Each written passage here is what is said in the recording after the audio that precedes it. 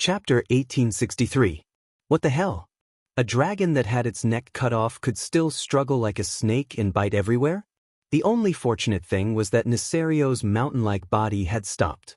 The strange thing was that there was a large layer of acid that wrapped around his horrifying body that was constantly proliferating. Now, it seemed to have lost control of its brain, and its entire body began to expand. Where there was only one dragon claw a moment ago, there might be a few more legs in the next second. Purify these damn things. The Red Dragon Queen gave the order, and the Sleeping Dragon Coalition army immediately flew over. The dragons spat out a surprise attack with all their might, using their pure elements to destroy these constantly proliferating things. Fortunately, the flame of purification was still relatively effective against these biological tissues that had lost their foundation and no longer had the assistance of twilight energy to help them proliferate. Amidst the howls that sounded like countless murdered dragons, the proliferation finally began to slow down.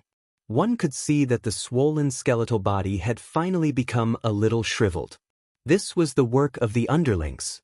Several guards and guardians were still busy dealing with the dying dragon of death, Nesario, who was still able to move even though he only had his neck and head left.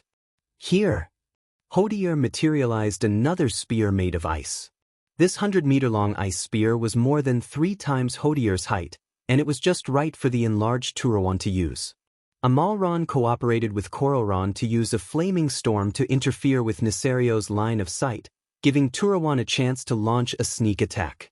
The huge Frost Guardian leaped high, pointed its spear downwards, and pierced Nesario's neck a few meters below the dragon's head.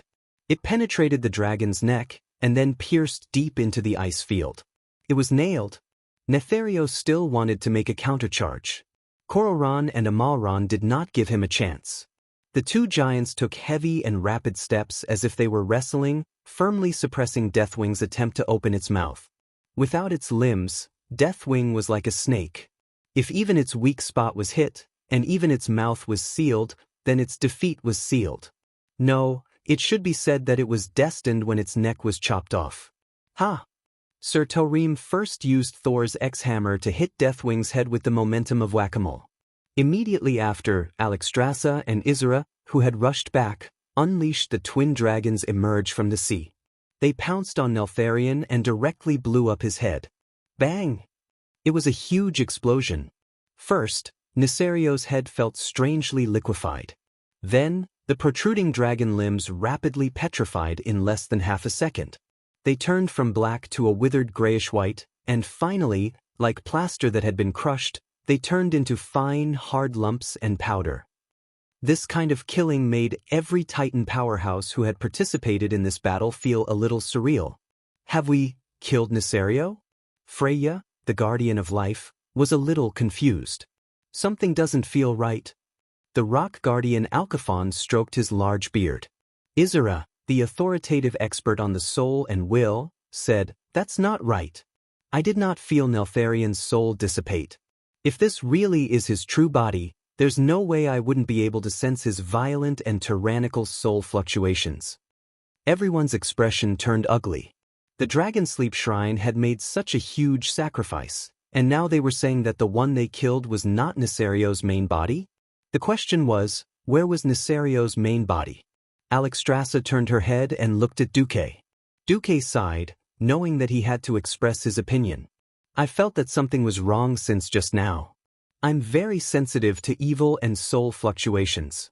Just like when I discovered that Sargeras possessed Medivh, I also discovered that Nesario had transformed into Lord Presto. I'm sure that the Nesario we just killed could only be considered a clone." What? All the powerhouses were shocked. Duque added, "The most powerful clone." Even so, everyone still didn't look good. Duque sighed.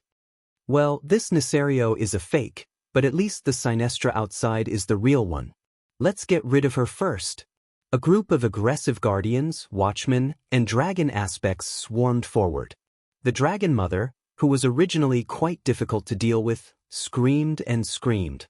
It was beyond Duque's expectations, or rather, the relationship between the Black Dragon King and his family was so indifferent.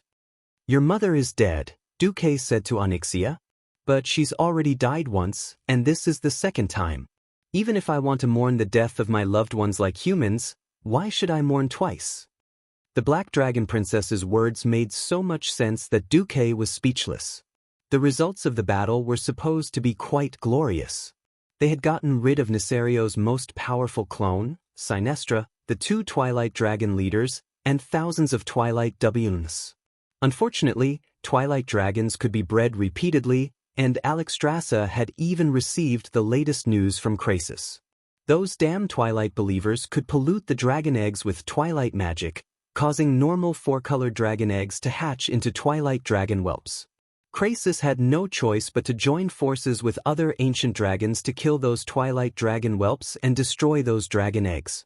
The dragons of the various races were distressed and worried at the same time.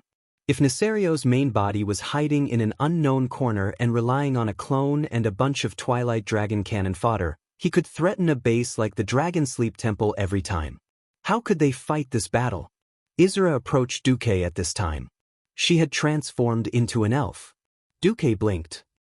Sure enough, Isra was much more pleasing to the eye when she turned into an elf. Isra said, "Duque, according to your speculation, where will Nicerios's main body be?" Duque opened his mouth. He wanted to spoil it, but bitterly found that he couldn't. Originally, the first time in history that the Wing of Death besieged the Dragon Sleep Temple, it was the main body who personally led the Twilight Dragon army. Its biggest feature was that its body was covered with super hard source armor. The reason why Nicerio was called Iron Chin by the players was because he wore a huge source metal chin under his chin. Ordinary attacks of the dragons could not penetrate the incomparably hard source armor at all. Without seeing the source armor, Duque's first thought was that this exaggerated version of Nicerio was a fake. Now it seemed that this was indeed the case. Duque wanted to say something but stopped. Alexstrasza thought that Duque was angry. She also flew over and transformed into her human form. The red-haired mature lady from back then had returned. I know. I was too selfish to think that I could rely on the power of the Dragon Sleep Temple to deal with the traitor. It's my fault, please forgive me, okay? I owe you a big favor. Now, Neltharion had become a Terminator. I can't let a guy who has the ability to destroy the world run around. Just say what you've speculated. Chapter 1864. The red-haired big sister put her hands on Duque's shoulders and shook Duque without any hesitation. Unknowingly, Duque looked at the other party's huge dragon peaks swaying non-stop, a little, cough cough. Duque pretended to speak seriously, and the red-haired big sister let him off for the time being. I'm guessing that N'Azoth used evil magic to completely strengthen Nicerio's soul. His original body may be very similar to Nozdormu, and has already transcended the cycle of life. Simple death can no longer stop the madness of Deathwing. Only by completely destroying his origin can he truly be killed. As soon as Duque's voice fell, the whole place was dead silent. How could they fight this? The original body hid in the origin of the world or the crevice of space and time, and then continuously released the proliferating splits to cause trouble. Even the splits were so strong, if he were to wreak havoc in the world, no one dared to imagine what would happen. Well, the worst-case scenario is that Deathwing has more than one doppelganger. Perhaps their strength and vitality are not as strong as this one, but it's still very troublesome. Duque's words were practically a prophecy. On the second day, almost all the main cities in Azeroth received reports of being attacked by Deathwing. Shameless dragon. Destroying heaven and earth. Although they did not want to admit it, even if Deathwing was divided into dozens of doppelgangers, each doppelganger was still equivalent to an ancient dragon and could easily destroy a city. Eastern Kingdom continent. From the northernmost Silvermoon city all the way to the south, including the main cities of Lordaeron, Gilnis, South Sea City, Rapids Fort, Iron Furnace Fort, Stormwind City, New Craterus City, and other cities. Almost every city with a population of more than 10,000 had a Deathwing doppelganger. Alliance cities like Kalingdor, Darnassus, Exodar, and Faramore could not escape, but even Ashenvale's Astrana and the distant Feathermoon Fortress on the southwest island of the mainland were attacked. Alliance cities were certainly Nicerio's main targets, But the tribes and the various races that had left the tribes could not escape either. Winterspring's new Undercity, the Goblins' Rusty Water City, the Taurens' Thunder Cliff, the Trolls' Echo Archipelago's Dark Spear Island, the Orcs' Orgrimmar, and other main cities, plus the Crossroads, as well as the Orcs' Warsong labor camp that broke into a Shenvale to prepare to cut down trees. The flames that represented death were burning. The huge city walls crumbled under his claws. None of the birds were a match for him. Even the bravest warrior would be powerless in front of these flying monsters. The Alliance was still okay. This was because every Alliance city had at least one protector or overseer standing guard. The weave that was spread across every major city of the Alliance used tens of thousands of mage eyes to scan the entire territory of the Alliance. Duque wasn't the only one who was monitoring the situation with the system. Khadgar also led every mage who had transformed into a weave spirit to help. More effectively, Kale, that's led tens of thousands of Dalajan wizards and apprentices in a one-on-one manner, using the magic net to set up surveillance eyes all over the world. As long as any one of Deathwing's clones entered the visual range of a certain mage eye, the Dragon Slumber Shrine, Duque, the Alliance's demigods, and the experts of the elemental system would form an extermination team and arrive at the scene within a minute. But the Alliance territory was too big, and there were always places that couldn't be monitored. 100,000 watchers seemed like a lot, but in reality, it was still a drop in the bucket when it was spread over 10 million square kilometers. Only the populated areas could respond in time. Moreover, individual Twilight Dragons were not easy to deal with. Anyway, these days, the Alliance was so busy that they almost collapsed. The Alliance was like this, and the tribes were even more desperate. If Orgrimmar had the help of King Gruul, there was no danger for the time being. The other territories were basically doomed.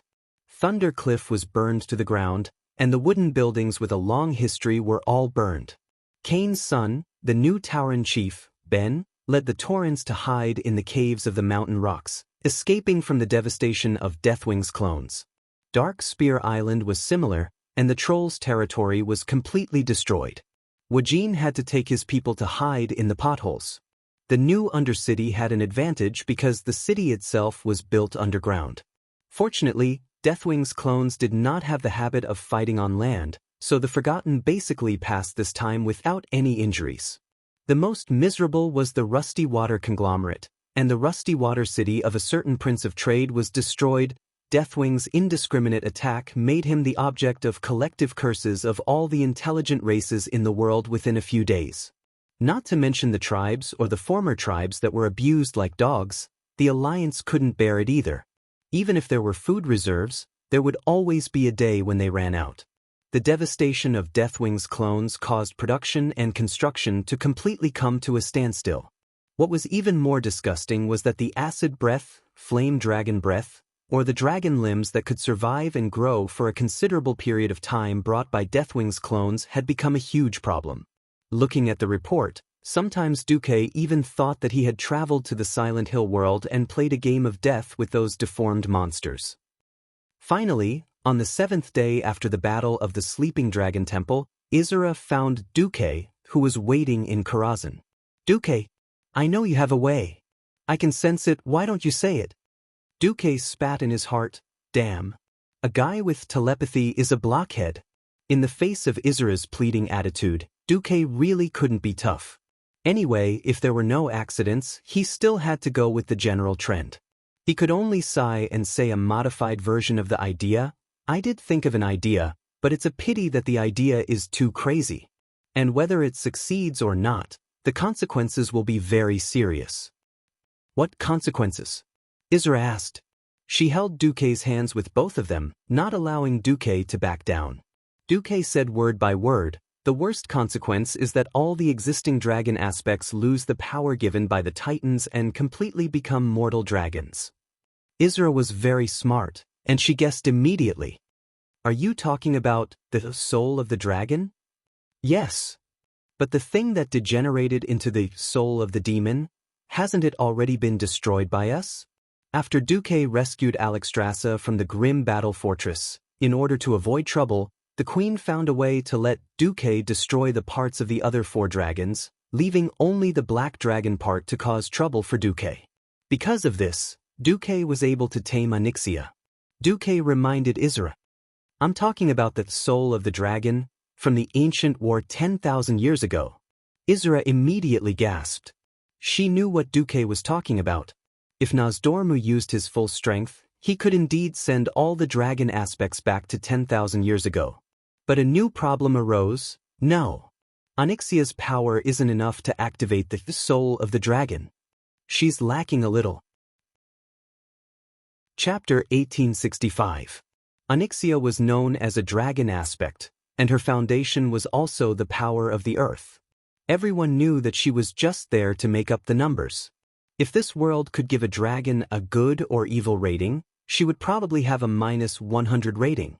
Of course, it could have been -1000. After being trained by Duque for so long, her evil rating must have decreased a lot. She wouldn't do anything that he didn't want her to do, and she wouldn't do anything rash. She was like a well-behaved child. However, everyone knew that underneath the rules, there was perhaps evil hidden in the deepest part of one's heart. Or perhaps she had really changed after taming so many dragons. No matter what, she had nothing to do with kindness.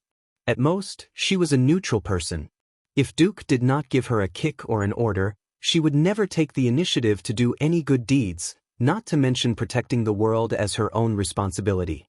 The reason why the dragon aspects had the word protect was because they really respected this responsibility and were willing to treat it as their duty. Also, because of the harmony between the soul and the responsibility, they could draw power that surpassed the mortal world from the mysterious rules left behind by the Titans. In terms of fighting ability, she was definitely 100 times better than that useless Dragon King Calegos. That guy's combat ability was probably one of the lowest among the ancient dragons. When it came to activating the dragon's soul, it was the other way around. Because she had no sense of responsibility and self-awareness, and didn't even have an ancient black dragon younger brother or sister, Xianxia really couldn't activate the dragon's soul. If she was missing one of these four, it would be very dangerous. Isra's words made Duque narrow his eyes. Is she lacking a little or not at all? Isra also sighed. Sigh, she's very talented. If she puts her heart and soul into it, there's a chance she can reach 85% of the level of us 3 first-generation dragon aspects. But the problem of willpower? We've already done tests. Calegos can reach 90% of the 3 of us if he puts his heart and soul into it, but Xianxia can only reach 50% at most. That wasn't even enough to pass. Duque knew that Isra had already given him face. In actual combat, everything had to be discounted. Usually 60%, but in actual combat, there might only be 40% or 50% left. How much water a bucket can hold will always depend on the shortest board. If he really hoped that Xianxia could perform steadily, then he would be screwed. What's more, she was not a fool who would dare to kill her father. Xianxia was still quite afraid of her father. The resistance in Stormwind City had certainly strengthened her confidence, but how much confidence did she have? If she really wanted to attack Nesario, something might go wrong. Facing Isra's burning gaze, Duque sighed. I'm going to do some mental work on Xianxia. But I can only increase the probability to 70%. Then, Isra really wanted to say, even 70% is not enough, but she didn't say it in the end. The thoughts of an adult intelligent creature were the hardest to change. Duque boasted that he had improved it to 70%, which was already quite impressive. When will the results be out? Isra asked. Give me one night. Duque's words had a double meaning. For once, Isra's face, which was already pale and rosy, seemed to have turned a shade redder. Then I'll have to trouble you, Duque. I'll come back tomorrow morning. Isra did not put on any airs. Instead, he bowed deeply to Duque. The dragon's peak flashed a white light under the effect of gravity, almost blinding Duque's eyes. Duque quickly looked away. After Isra left, Duque called Xianxia. Yo, my master, is there something you need from me? Countess Katrana, the Black Dragon Princess, wore a red middress, and everything below the knees was covered by a black veil. After spending so much time together, she could see through Duque's thoughts at a glance. Oh, are you going to tame a dragon? Duque's gaze was an order, and the human-shaped dragon just lay down meekly. When the dragon-taming whip entered the dragon's cave as usual, the black dragon let out a long dragon roar. The dragon-taming whip easily crushed the dragon's pride. Unknowingly, Xianxia had become addicted to the dragon-taming ceremony. In the ceremony, she could completely let go of her schemes and distracting thoughts, and enjoy the strange feeling of being conquered to her heart's content. After a long while, the ceremony ended, although the dragon-taming whip was still deeply embedded. Xianxia, tell me, what do you think of the world of Azeroth? Xianxia was a little confused, but she still answered, I don't really care. I'll just follow you from now on. Duque's heart lit up. He knew that this was the crux of the problem. She had no feelings for Azeroth at all. In her eyes, this planet was no different from a pebble beside a nest. There was no special meaning to it, so naturally, she did not care about protecting it. Duque knew that he had no choice but to use some strong medicine. He faced the sky at a 45-degree angle, and an invisible tear fell from his crocodile-like eyes. He lamented in his heart, Azeroth, Azeroth. In order to save you, I lost all my integrity. Remember to repay me, let me ascend to godhood. A gust of wind blew through the void, and it seemed to come from the will of Azeroth. Shut up. Duque was bewitched, and he thought that the will of the planet had agreed. You agreed, how nice of you. Duque hugged the black dragon tenderly. Hey, Xianxia, if I say that I hope that Azeroth can become the home planet of a special draken, do you think you'll change your mind? Xianxia shuddered. She couldn't believe her ears. Her current position might seem very secure, but a mount was still a mount. Maybe one day, a three-headed female golden dragon would suddenly spawn, and she would lose her status as a mount. Being a mount was really tough. Riding day and night. There was even the possibility of being abandoned. Duque's words had undoubtedly raised her to a higher level. She also knew that her position in Duque's heart was definitely not as high as the first 7. Then she should at least be on the same level as that blue-skinned hoof, right? Master, are you serious? Xianxia's eyes lit up when she suddenly had a direction to look forward to. You're still calling me master? Duque smirked. Yo, Duque, I suddenly realized that I'm becoming more and more infatuated with you. With that, Xianxia did not even need to turn over, and her dragon body directly shook. The next day, Isra visited again and personally conducted the guardian test on Xianxia. This is a miracle. Isra looked at the special guardian value measuring system, completely dumbfounded. He did not expect that after one night, Xianxia would actually become even more compatible with it. 80%. This number was simply shocking. Azeroth is where my mother's nest is. I definitely won't let it be destroyed so easily. The Black Dragon Princess face was glowing with energy. Chapter 1866. Logically speaking, with 80% of the Guardian's value, a 20% discount should be enough. After informing Alexstrasza, she was pleasantly surprised. In the Wyrmrest Shrine, there was a summit attended by the 5 great dragon aspects, the Guardians, several wilderness demigods, and several alliance leaders led by Duque. Everyone had come to a general agreement on the plan to seize the giant dragon soul. Given that Nisario's avatars were still wreaking havoc all over the world, it was impossible for the Justice Camp to go all out. Considering the special nature of the battle, in principle, the Guardians and Watchers would not participate. All the gods of the wilderness would stay behind to guard the Azeroth at this time. Because the water and fire elemental realms from 10,000 years ago were still in the hands of Neptulin and Ragnaros, Kale, and Vash's abilities were limited. The 2 of them and their subordinates also stayed behind. Moreover, Kale, had already started to break through to the demigod realm, so it was even more impossible for him to leave. In the end, it was decided that the 5 dragon aspects and the 2 demigods, Duque and Sylvanas, would form an allied force to travel through time and space to attack Neltharion's main body. However, at the end of the meeting, Duque mentioned, I want to buy insurance for the Earth Guardian. Alexstrasza perked up. They had run through this plan countless times. The 3 veteran dragon aspects would definitely be fine. Something would happen to either Calegos or Onyxia. There was actually a substitute for Calegos, or even a superior substitute. He was naturally Duque. Duque, who was also proficient in arcane magic and was even more proficient in Titan runes than Calegos was. He had grasped the highest secrets of magic on this planet, so he could easily get rid of Calegos and work alone. Just because the giant dragon soul seemed to be more stable if it was played by the dragons. But everyone was worried about Onyxia, even if her will to protect suddenly increased by 30%. I don't think the Alliance has any Earth-type experts, right? Didn't Magni Bronzebeard's soul not return yet? Nozdormu asked. Duque smiled mysteriously. It's not that easy to become a demigod of the Earth element. The thick and solid Earth needed a calm heart and a long time to resonate with it. Magni would definitely not make it in time. I mean the other person. Duque's words surprised not only the dragons, but also the leaders of the Alliance. Who was Duque referring to? Duque did not reveal the mystery. Instead, he revealed a mysterious smile.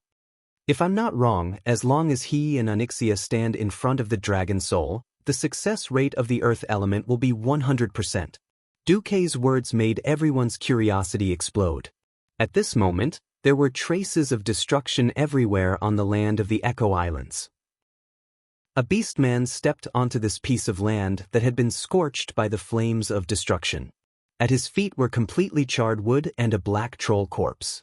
The regenerative abilities that the trolls were so proud of were laughable in the face of this absolute destructive power. Suddenly, a troll silently appeared behind the tall and sturdy beastman. You're too late.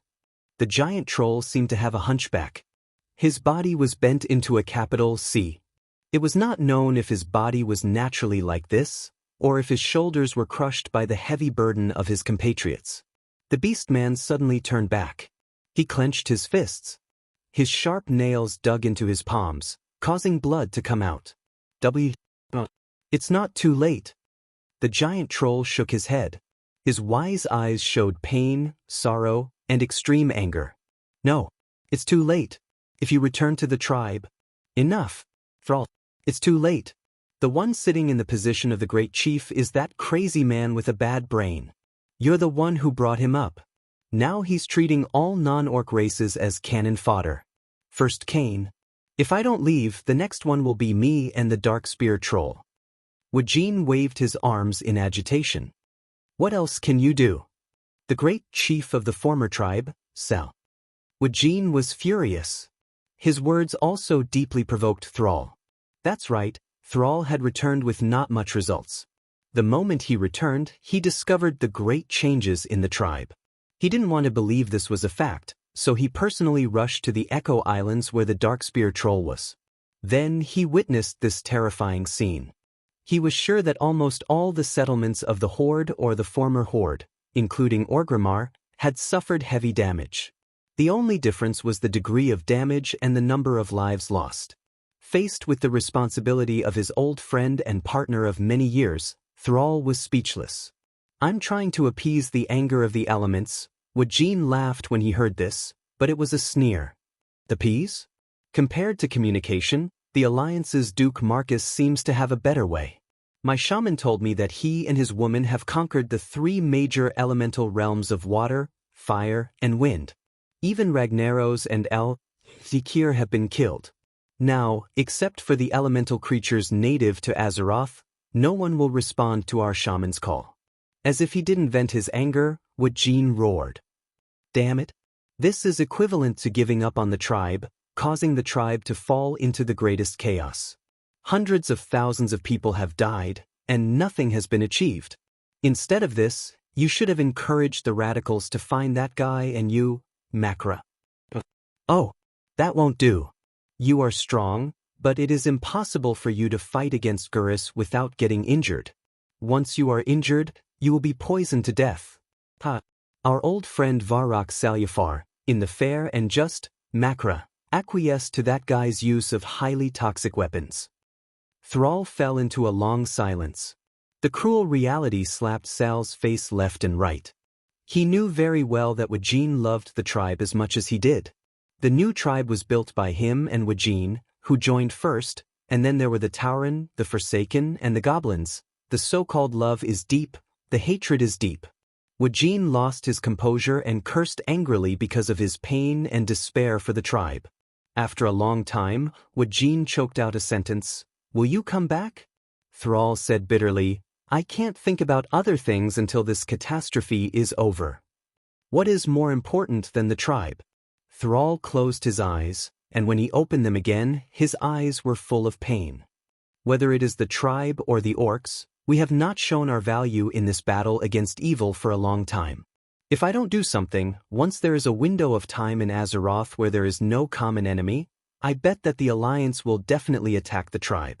At that time, it is likely that the orcs, trolls, Tauren, goblins, and the Forsaken will all be erased from this planet. Wajin was shocked. Thrall's last words were, "Duque came to me and asked me to be his backup." Chapter 1867. Woken was completely speechless. Everyone, because of their growth environment, growth experience, clan status, and many other factors, would have their own limitations. Woken was very smart, otherwise he would not have become Sal's main think tank. He also had his limitations. In the end, he was just a chief of a troll clan that stood out from the many original troll clans. The trolls had lived a hard life in the past 25,000 years. From the world's largest race in the distant past, with two great empires across the entire ancient Kalimdor continent, they had become small clans in a corner. Of course, he could ignore the other troll clans, but what really alerted him was what the Alliance had done. The Alliance was not a peaceful organization. They had completely destroyed Zul'Sun, located in the southeast of the Long Song Forest, and Zul-Gurub, located in the east of Stranglethorn Vale. This corresponded to the two most glorious empires in the history of the trolls, the Amani Empire and the Gurubashi Empire. Not only that, but the Rotten Moss clan in the eastern Plaguelands was also slaughtered by the Alliance. Although the Alliance had absolutely legitimate reasons for doing so, because these clans were behind the Alliance when the world encountered a major crisis, this could not hide the Alliance's decisiveness and ruthlessness. Once again, it proved that as long as the line of justice was crossed in the hearts of the Alliance would mercilessly destroy it. Times had changed. In the past, in the era of cold weapons, the trolls could still fight against magic with their numbers. Now, whether it was the Alliance's terrible flying fleet and other hot weapons, or the highly developed magic network civilization, they were not something that mortal creatures could resist with their bodies alone. As soon as Sal reminded him, Woken immediately realized that the tribe and the several races that had joined the tribe were in a very dangerous situation. Woken was discouraged. Backstop? Backstop for what? Sal smiled bitterly. The Alliance and the Dragon Guardian of the Sleeping Dragon Temple made a plan to deal with the Terminator, Neltharion, and I was needed as a backup. Do you know? Old friend, now the tribe, or the orcs and other races need a righteous title. Only by obtaining this title, no matter how bad the tribe is in the future, will the orcs and other races not be defined as evil races. This was a fight for a gold medal. Woken frowned. What about the tribe? Will you come back? When Woken asked the question for a moment, Sel almost blurted out, I'll be back. But the opposition of the Nagrand orcs, the difficulties from his compatriots, all sorts of bitterness from the past surged into Thrall's heart. Sal suddenly felt a little lonely when he thought about how he had been forced to abdicate after making outstanding contributions to the tribe for more than 10 years. Moreover, the noble and great cause of wanting to do something for the world of Azeroth was even more attractive to Sal. Sal finally replied, I'll think about it seriously. But only after this world has escaped from the crisis of extinction. It wasn't the answer Woken wanted to hear the most, but it was better than nothing. Wajin turned around and left. Before he left, he waved his hand. Well, before that day comes, the Darkspear troll will endure. The noble leader of the trolls seemed to hunch a little more. Sal let out a long sigh. This time, he wanted to persuade Wajin to lead the Darkspear trolls and temporarily return to the tribe. Unfortunately, neither he nor Woking could convince the other party. Seeing destruction and desolation, Sal felt a sense of desolation. Leaving the Echo Islands and coming to the land he named Du Roder, Sal finally took out a small crystal shining with arcane brilliance from his pocket and pinched it. "Duque, I'm ready." A second later, a portal with a blue border opened, and Sal walked in without hesitation. The brief discomfort caused by the teleportation quickly passed, and Sal looked around. The huge hall wasn't completely empty, but everything was huge in size.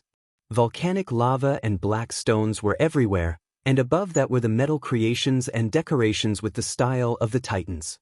Because this was the Obsidian Dragon Holy Land in the northwest of the Dragonbone Wilderness, it was also the nest of the Black Dragons. 10,000 years ago, this was the place where the Black Dragons hatched their young. Unfortunately, with the betrayal of the Black Dragons led by Nisario, there were now only 100 or so Draconians who obeyed Onyxia's orders. The square was large and empty, with a large round table in the middle of the square. A man and a woman were chatting in the middle of the square, drinking their lunch. Sal saw a cup of warm black tea on the table, as well as a small plate of biscuits. Duque, dressed in a robe, and the humanoid Black Dragon Princess, dressed in a dark red embroidered dress, were sitting on the chairs beside the table. Duque nodded and smiled at Sal's arrival. "Sal, would you like something to drink?" Only then did Sal notice that there was a large tea set on the table, specially made for the orcs. Sal nodded, not losing the slightest bit of momentum, and sat down peacefully. Sal's long experience of living among humans gave him more indifference. He had not experienced the life of the Lordera nobles. But because of his quietness and tame, he was brought into noble balls or tea parties more than once as a slave gladiator champion. Although drinking afternoon tea did not seem to match the rugged appearance of Sal, there was a subtle sense of harmony here. "Oh!" Onyxia tilted her head in surprise. Sal took a sip of the black tea, put down the cup, and deftly turned it with his fingertips. He knew very well that the initiative of the conversation was not on his side, so he took the initiative to speak. "Duque, what do you think of the tribe now?" They had known each other for more than 10 years and fought side by side many times. It was not brotherly love, but at least they were very familiar old friends. Sal knew how to deal with humans very well. Duque knew that lies were meaningless to a smart leader like Sal, so he told the truth. Dangerous, arrogant, and conceited. The tribe led by Garis is like a powder keg and will explode at the first opportunity. Powder keg? What a vivid metaphor. Sal smiled bitterly. Once a powder keg exploded, he would definitely be dead. The problem was that it would also blow up the people nearby. This was a classic case of harming others and oneself. Duque raised his hand and curled his lips, seemingly a little indifferent. Fortunately, it can't blow through the deck of the Alliance's battleship. Sal now knew the Alliance's attitude better. Disgust, vigilance, but not the slightest fear. Once free, they could clean up the current tribe at any time. Sal sighed. "Then, Duque, do you hate orcs?" Chapter 1868. Duque waved his hand. "Personally, I have no prejudice against any race. I admire the words of a great man." He said, "I've seen the dirtiest humans and the noblest orcs. I'm not the only one with orc heroes like Grom.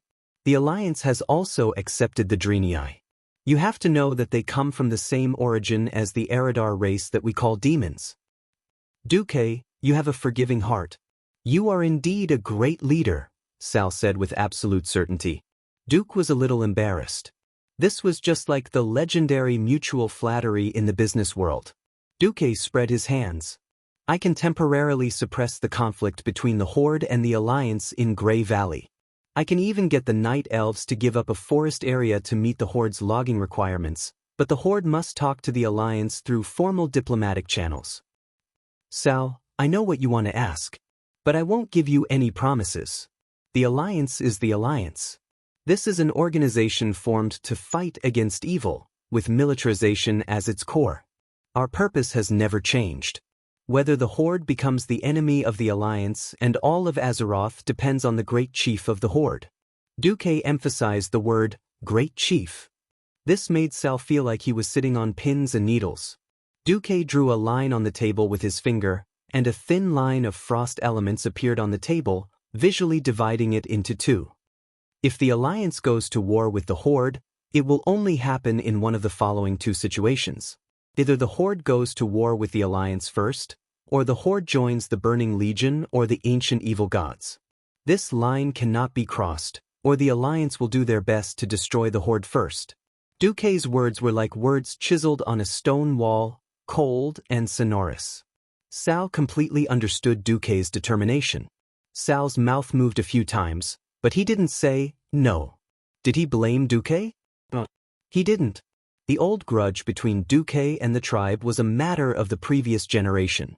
Moreover, Duque was also serving his own master. Ever since the world started to collapse and evil forces kept attacking, Duque had been the wisest leader. Not only did he lead the alliance, he even took care of the tribe for a long time for the sake of righteousness. Duque's words to him were the most perfect promise, an oath that would never be broken. Duque's stance had been the same for more than 10 years. Righteousness was the most important. Even as a former enemy and competitor, Sal admired Duque. Not only because of Duque's wisdom in developing new technologies and expanding the new economy, but he also admired Duque's character.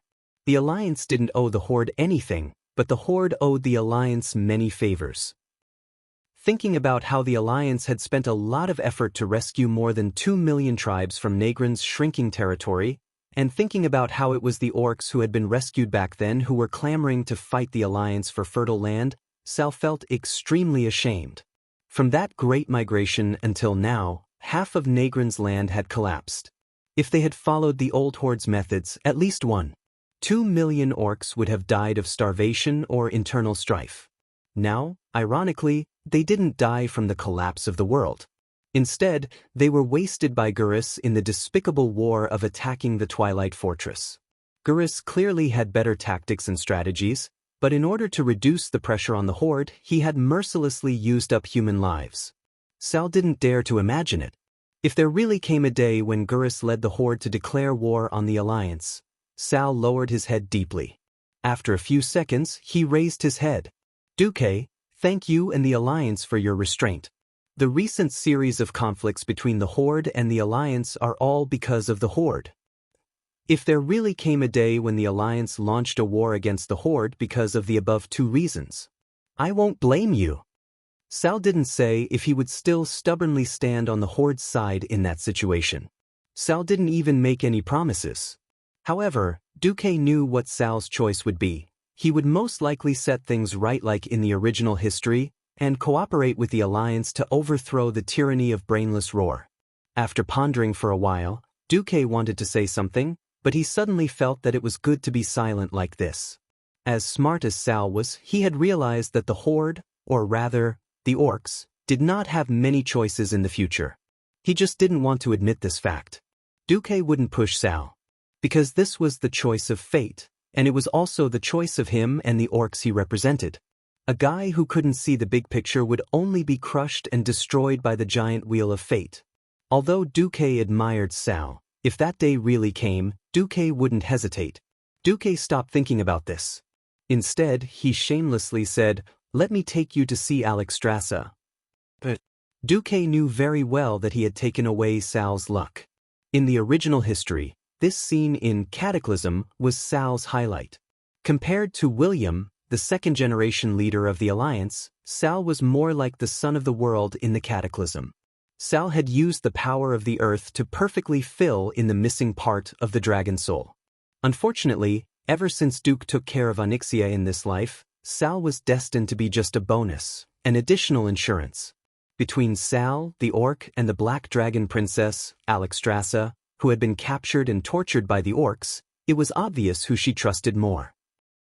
When facing Duque, except for Nozdormu, the other dragon kings would transform into their human forms to talk to Duque. This was a contribution to Duque, as well as respect for Duque's demigod status. The dragon kings weren't so enthusiastic towards Sal. "Hello, Sal. Thank you for coming to help this time. Regardless of whether you are needed in the end, you and the orcs are willing to contribute to this world, and the Dragon Sleep Temple has received it." Because Duque had greeted her earlier, Alexstrasza's attitude towards Sal was also quite friendly. This made Sal breathe a sigh of relief. The tribe had established connections with the Dragon Sleep Temple and the Guardians too late. By the time Duque had made a name for himself here, the tribe had already been unable to keep up. Whether it was in terms of strength or influence. It wasn't that Sal didn't want to catch up, but this time, Duque's conquest of the 3 major elemental realms had completely disrupted Sal's rhythm. This was because Sal discovered that if he wanted to become a demigod, it was likely to take about 5 years. For Azeroth, which was facing a crisis of extinction, this was simply impossible. Sal's choice was to be a Messiah shaman, and the price of this choice was likely to be that he would never be able to become a demigod. Sal didn't regret it. He humbly bowed to the Dragon Kings, and then displayed his power as an Earth Shaman. Chapter 1869. A clump of yellow soil appeared on the gorgeous temple floor. The floor was so tight that not even a drop of water could seep in, allowing the soil, which was wrapped in a soft yellow glow, to enter the temple without any hindrance. The soil was layered in front of the Dragon Kings. There were no creatures in the soil, but they could clearly feel that the 3 elements of water, fire, and wind could penetrate it at will. No vitality was better than overflowing vitality. What a pure power of the earth! Alexstrasza was not stingy with her praise. Duque, who was beside the Black Dragon Princess, pointed at the scene. Every intelligent creature has a different understanding of the earth. Sal's current entry point is the bearing of all things by the earth. Xianxia nodded, not really understanding. Sal, on the other hand, was a little surprised. He did not expect Duque to have dabbled in the power of the earth. That's right, he had experienced the meaning of the earth from the collapsing Nagrand. On the collapsed land of Draenor, there might still be wind, water, and fire in Nagrand, but without the support of the earth, everything would only become debris in the void after falling into the void. Sal witnessed the collapse of this ancestral land day after day, and only then did he realize this from the depths of his soul. He did not expect Duque to see through it so easily. Sal bowed slightly to show his respect to the Dragon Kings. He bowed deeply to Duque. This was not out of respect for Duque's status, but Duque's recognition of his way of the earth. It had a sense of, I'm not alone. Alexstrasza clapped her hands to attract everyone's attention. Okay, let's discuss the details of this battle. Please follow me. After saying that, she led everyone to a side hall of the Dragon Slumber Temple. This newly opened side hall was obviously not built according to the size of the dragons. It was 5 meters high, and could only be used by small and medium-sized creatures, such as humans and orcs. On the bright marble floor of the entire side hall, there was only one set of tables and chairs, a circular table with a diameter of 10 meters and more than 10 chairs. The 5 human-shaped dragon aspects took their seats, and Duque, Sal, Queen Sheila, Varian, Muradin, and Lord Howl were also seated. The Red Dragon Queen said, "First, we have to go back 10,000 years ago and obtain the soul of the dragon that has not fallen into the demon's soul. Then, we have to find a way to bring it back to this point in time." Nozdormu said, "I heard the proposal you asked Isra to pass on. I also know that you want us dragons to go back and recharge directly in the past, then return to this point in time to catch Nethario off guard. In fact, we can all go back, but it's not certain when we come back. After the giant dragon soul is charged, it contains too much energy, and I don't have enough power to send it back." Duke suddenly thought of something. Wait, could the soul of the colossal dragon be the combined power of the 5 dragon aspects that surpasses the total power of the 5 dragon aspects? Of the dragon? It's hundreds and thousands of times greater than our individual power. Alexstrasza gave Duque an affirmative answer. Duque was speechless. He had taken everything into account, but he had missed this point. Of course, he knew that if it was charged at this point in time, it would attract Nethario and his main force. He always wanted to replicate the feat of killing Nethario the first time in the past. Unfortunately, things were unpredictable, and it was difficult to get what he wanted. Nozdormu said, "The dragon's soul exists for a very short period of time. Not long after it was created, it was tempted by Nisario to inject the most powerful energy into the four of us from 10,000 years ago and complete the charge. After it was created, Nisario at that point in time would definitely guard it. He would not let us steal it back successfully.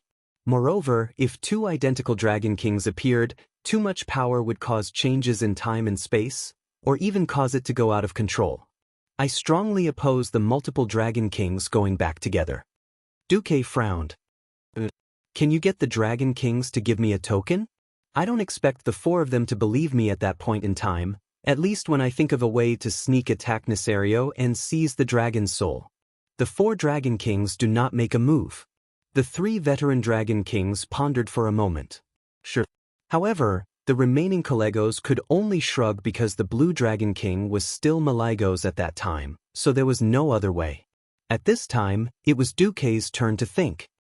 How about this? Let's change the plan. Only three of us will go back. Me, Cervantes, and Sal. Huh? Are you sure? Isra asked. Nonsense. It turned out that Sal had taken care of his own strength. It was at that moment that Sal truly embarked on the path of the Shaman Messiah. Yes, Duque answered affirmatively. Sending the current Duque and Cervantes back won't be too stressful, right? Alexstrasza asked Nozdorm. Nozdormu said seriously, if it were two demigods at their peak, it would be very difficult. Duque waved his hand. There's no need. I have mastered the path of demigods. I don't need to rely on a large amount of ready-made magic to exert my combat power. As long as you teleport me to a time node about a month earlier, I can use my own magic net to draw enough magic to fight the dragon aspect. Sal, who was listening, had mixed feelings. A guy like Duque was extremely reliable when he was one of his own. As long as he was given time to complete the preparations in advance, he could definitely make any existence bleed. But when he became an enemy, it would be too terrifying. Nozdormu had no objections to what Duque said just now. Then please be sure to maintain the minimum demigod level before the teleportation and when you are about to return. This will be much easier for me, because I am still not sure how much the dragon's soul will affect the timeline. But Alexstrasza looked around.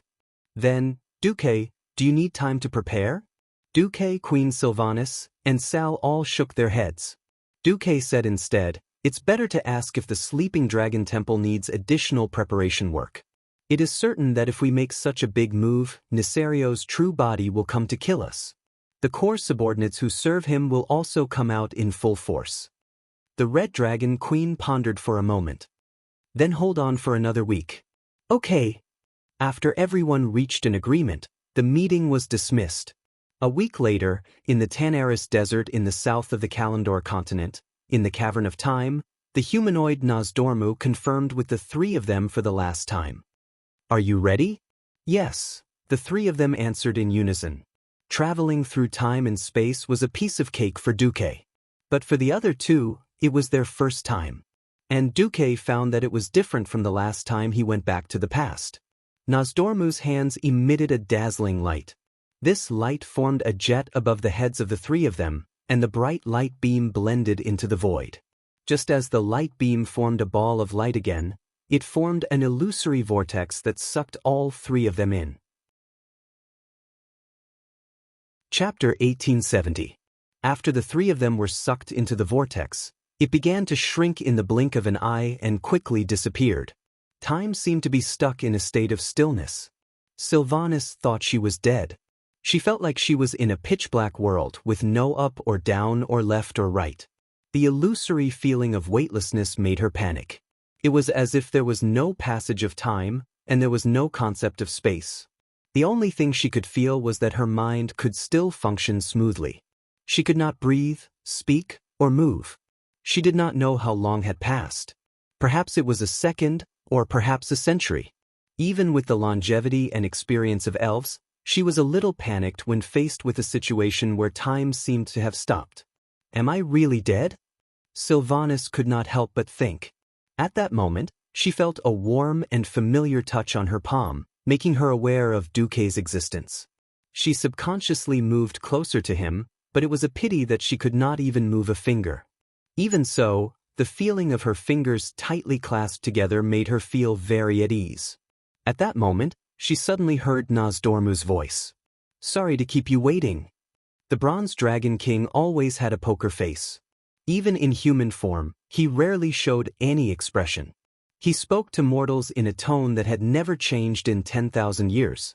Normally, she would find him boring, but at times like this, he was very reliable. The next moment, other senses returned. Sylvanas's vision was still filled with endless darkness, but fragments of colorful light began to appear in her vision. They were like broken glass, reflecting a blurry light in the darkness. However, the scenes that were being played on these fragments made her feel like she was looking at an incomplete magic mirror. The mirror reflected various scenes. Some of them were scenes that she had experienced in the past, such as the thousands of years she had spent in the Eversong forest. However, some scenes were extremely unfamiliar and shocking to her. This was because she had seen herself die under Arthas's sword in the battle to protect Silver Moon City. Her soul had been captured, her heart had been tortured, and she had become the banshee she once hated the most. Then she had become the queen of the Forsaken. These scenes appeared and disappeared with the flashing fragments, until two stable doors of light appeared in front of her, one on the left and one on the right. Queen Sylvie found Nozdormu standing in front of the two light doors. She was holding Duque's hand and hovering in the air on Duque's left. Sal was on Duque's right. The three of them subconsciously stared at the light door, because it seemed like there was another world behind the door, the world of the future. The image of the future was evolving at the speed of 1 day per second. Even so, the three of them immediately noticed a divergence. One of the worlds quickly finished its evolution. It was the Azeroth that was quickly destroyed by Nisario, the Elemental Lords, and the Twilight Disciples. The land was desolate. There was not a single living plant. The ground was littered with the remains of dead humans and orcs. Tens of thousands of years of intelligent life had come to an end. However, the other worlds seemed to have continued. Azeroth seemed to have been destroyed by the combined forces of Nisario and the 4 elemental realms. The Horde was also destroyed. However, a small number of the Alliance's elites began interstellar travel. In the light door, the three of them saw Duque's figure. Duque was commanding the evacuation of the people and soldiers.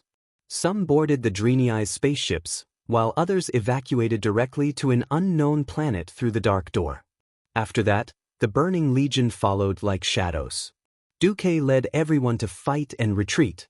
Although the end result was still destruction, they had at least held on for 100 years. Originally, the three of them wanted to see more, but who knew that Nozdormu would raise his hand? Sylvanas and Sal turned into streams of light and flew backward. Forward was the future. Backward was the past. Nozdormu only left Duque behind. "Do you know why I left you alone, Duke Marcus?" Nozdormu seemed very calm, be it his voice or his appearance. Duque felt that this Bronze Dragon King seemed a little excited. "As the guardian of time, I have faithfully discharged my duties for 25,000 years. Next, I will tell you a secret. I would not have said it until the end of the world."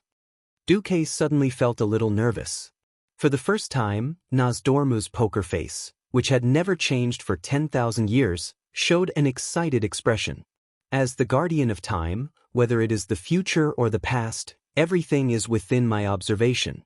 In the first few years when I started to fulfill this duty, I was extremely excited, because I could freely observe any part of the past or the future. The unknown past and future satisfied all my curiosity and desire to explore. Unfortunately, after a few hundred years, I got tired of it. I am the guardian of time, and any action that causes a large change in history has to be corrected by me. It is not that I have not tried asking for help from mortals to go back in time to correct history. Often, the price I have to pay is just the most insignificant equipment in my collection, such as excellent or epic grade equipment. As long as it does not affect the course of history, I do not care about any changes in the past or future. This is because the River of Time has a powerful corrective ability, and it is enough to correct most variables. However, a huge variable called Duke Marcus appeared. When I first found out that you changed history, I saw you as a tumor of time that must be removed. At this point, Nozdormu glared at Duque fiercely. Even an experienced person like Duque felt his heart palpitate. Immediately after, Nozdormu's gaze softened. Indeed, I was prepared to observe you for a while before deciding whether or not to eliminate you as a variable. Unfortunately, I found out that I was wrong. The river of time that I followed did not resist the changes that you brought. It seemed to accept everything that you did and was happy to see it happen. I could not accept this change. So before I took action, I decided to observe you personally. Then I discovered something that shocked me. I knew from your reaction that you actually knew my future. When Nozdormu said this, Duque also felt a faint pain in his balls. As a transmigrator, of course, he knew that the fallen Nozdormu from the future was trying to disrupt the current point of time. Then, in the long river of time, the current Nozdormu and the fallen Nozdormu from the future started a war, and in the end, both of them perished. Chapter 1871. What was even worse was that this incident was about to happen. Nozdormu was absolutely miserable. After he and the Bronze Dragon Legion knew their fates, one by one, they became corrupted and fell. The one who killed them was not someone else, but himself from the future. No matter how hard he tried to change history, he would not be able to reverse the destruction of the future. This was the most despairing thing. Seeing Duque's reaction, Nozdormu had a look of realization. As expected, you know my future. Duke Marcus, can you tell me your true identity? In my eyes, you are an anomaly, a variable that should never exist. I wanted to drive you out of the Azeroth timeline, but I finally realized that it was the world of Azeroth that brought you in order to change the future. This time, it was Duque's turn to be speechless. He had never thought that there would be so many secrets to his transmigration. Nozdormu sighed. To be honest, it was because of that end. I was angry. I fought. I complained.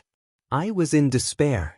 But ever since you appeared and gradually stood at the peak of the world stage, using your wisdom and strength to influence the future of this world, I have new hope. Nozdormu floated closer to Duque.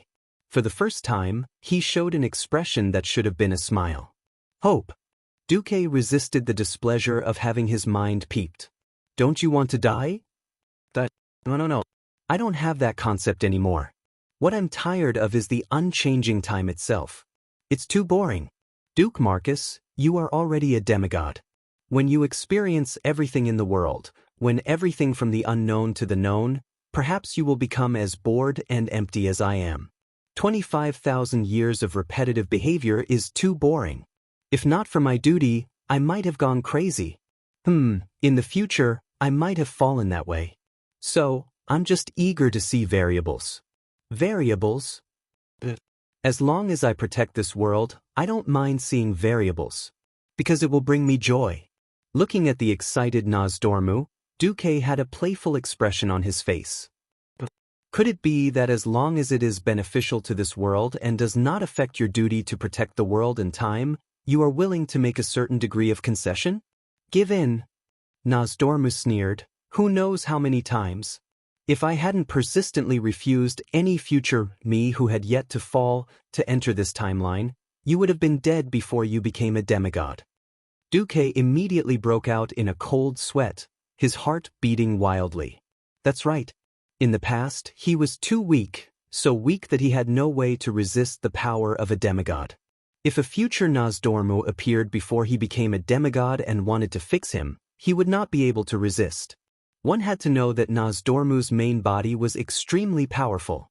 Even a demigod like Nesario would be slowed down by 20% under the erosion of his time magic. If Duque had encountered him before he became a demigod, he would probably have been directly sent into the abyss of time. Duque bowed deeply to Nozdormu. Thank you very much. I owe you a favor. If there's a chance, I will return it. You've already returned it. Nozdormu seemed to be in a good mood. Let me give you a hint, Onyxia. Duque was stunned, and suddenly understood.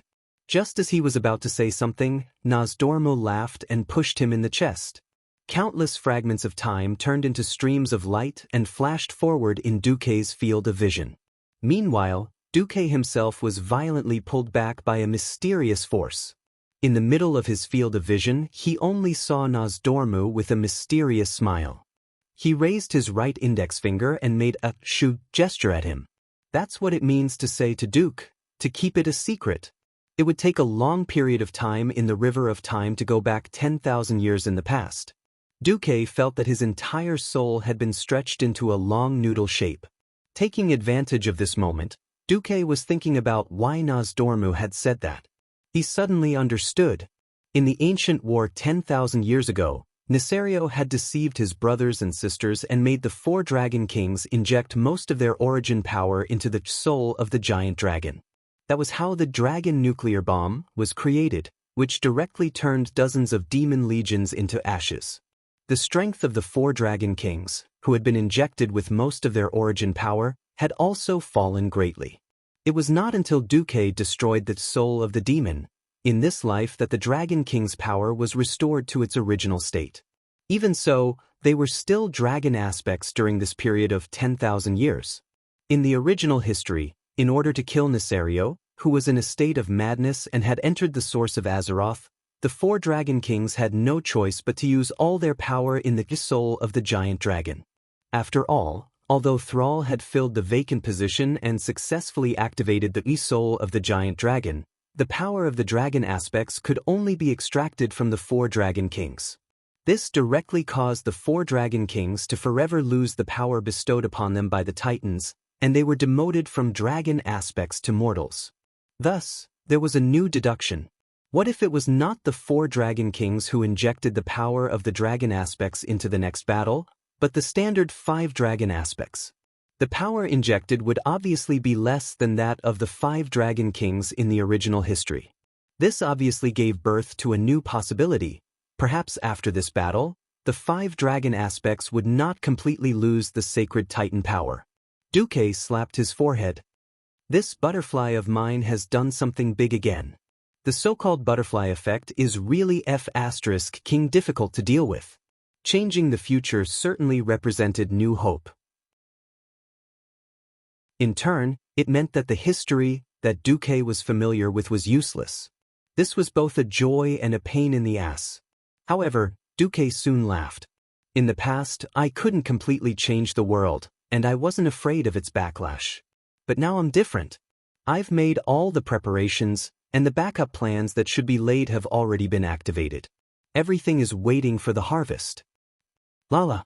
In the spring, I plant a wife in the soil, and in the autumn, I can harvest many, many wives. Duque sang a tuneless crooked song as he traveled through time and space and returned to 10,000 years ago. When Duque came back to his senses, he found that his face was crooked.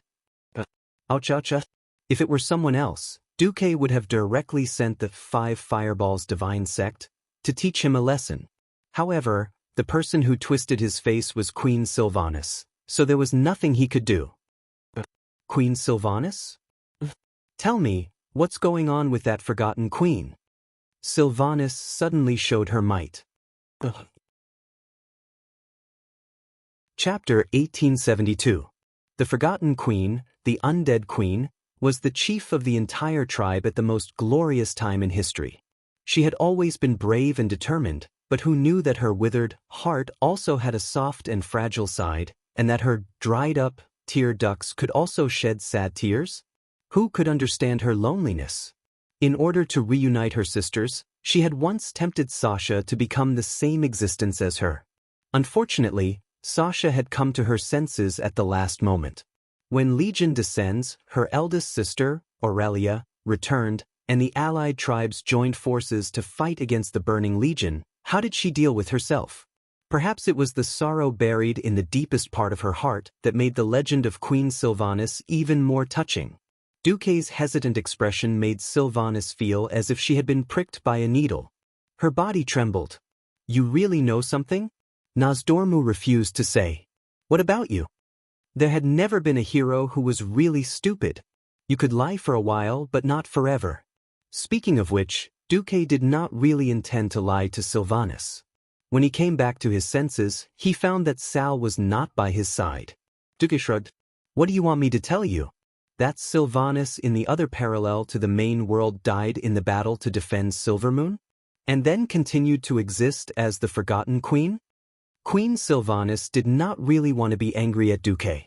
It was just that she had seen a few fragments at once, and her thoughts were very confused. She was stunned for a moment. Duque took the initiative and hugged Queen Sylvanas. Without a word, he gave her artificial respiration. Queen Sylvanas did not want to interrupt Duque, but they had been married for so many years, and her body and mind had long been in love. No matter how tough she was usually, once a wonderful switch was touched, her whole body and mind would automatically soften. Love sometimes was like that. After a long time, their lips parted. Duque looked at Queen Sylvanas affectionately.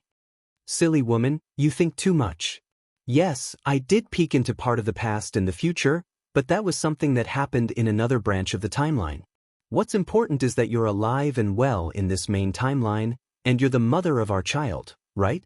At the mention of the child, the last trace of stiffness on Sylvana's face softened. She subconsciously touched her lower abdomen. Queen Sylvie rolled her eyes at Duque. Besides, you were already in love with my sister and third sister at that time. No matter what, you can't leave me alone and let me die. Right? Speaking of this, Queen Sylvie turned her head away from Duque. Who knows if you knew that I was almost killed and took the opportunity to save the damsel in distress to deceive me? Duque was about to spit. He bared his teeth. Sighed. Women. Why did he like to mess things up? Speaking of which, I don't remember what I was thinking at that time. He just felt that everything was going with the flow, and he didn't let go of the wrong person. However, seeing Queen Sylvie's slightly red cheeks and slightly trembling pointy long ears. After so many years, how could Duque not know her little habit? She was clearly saying, come and coax me. If you coax me, I won't throw a tantrum. Duque could only coax her, holding her slender fingers with both hands.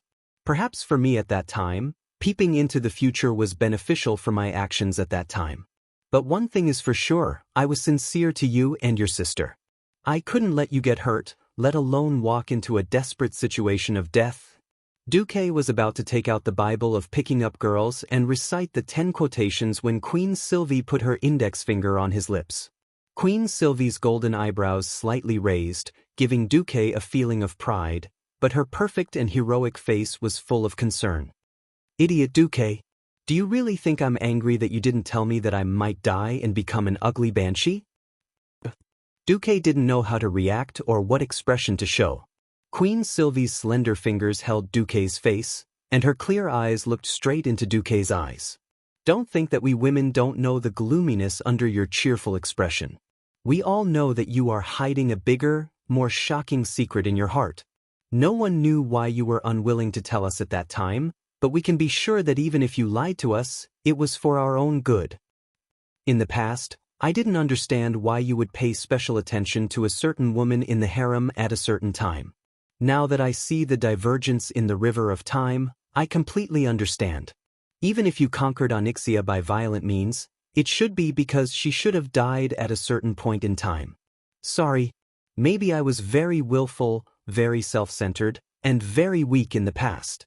Powerless against powerful evil. But now it's different.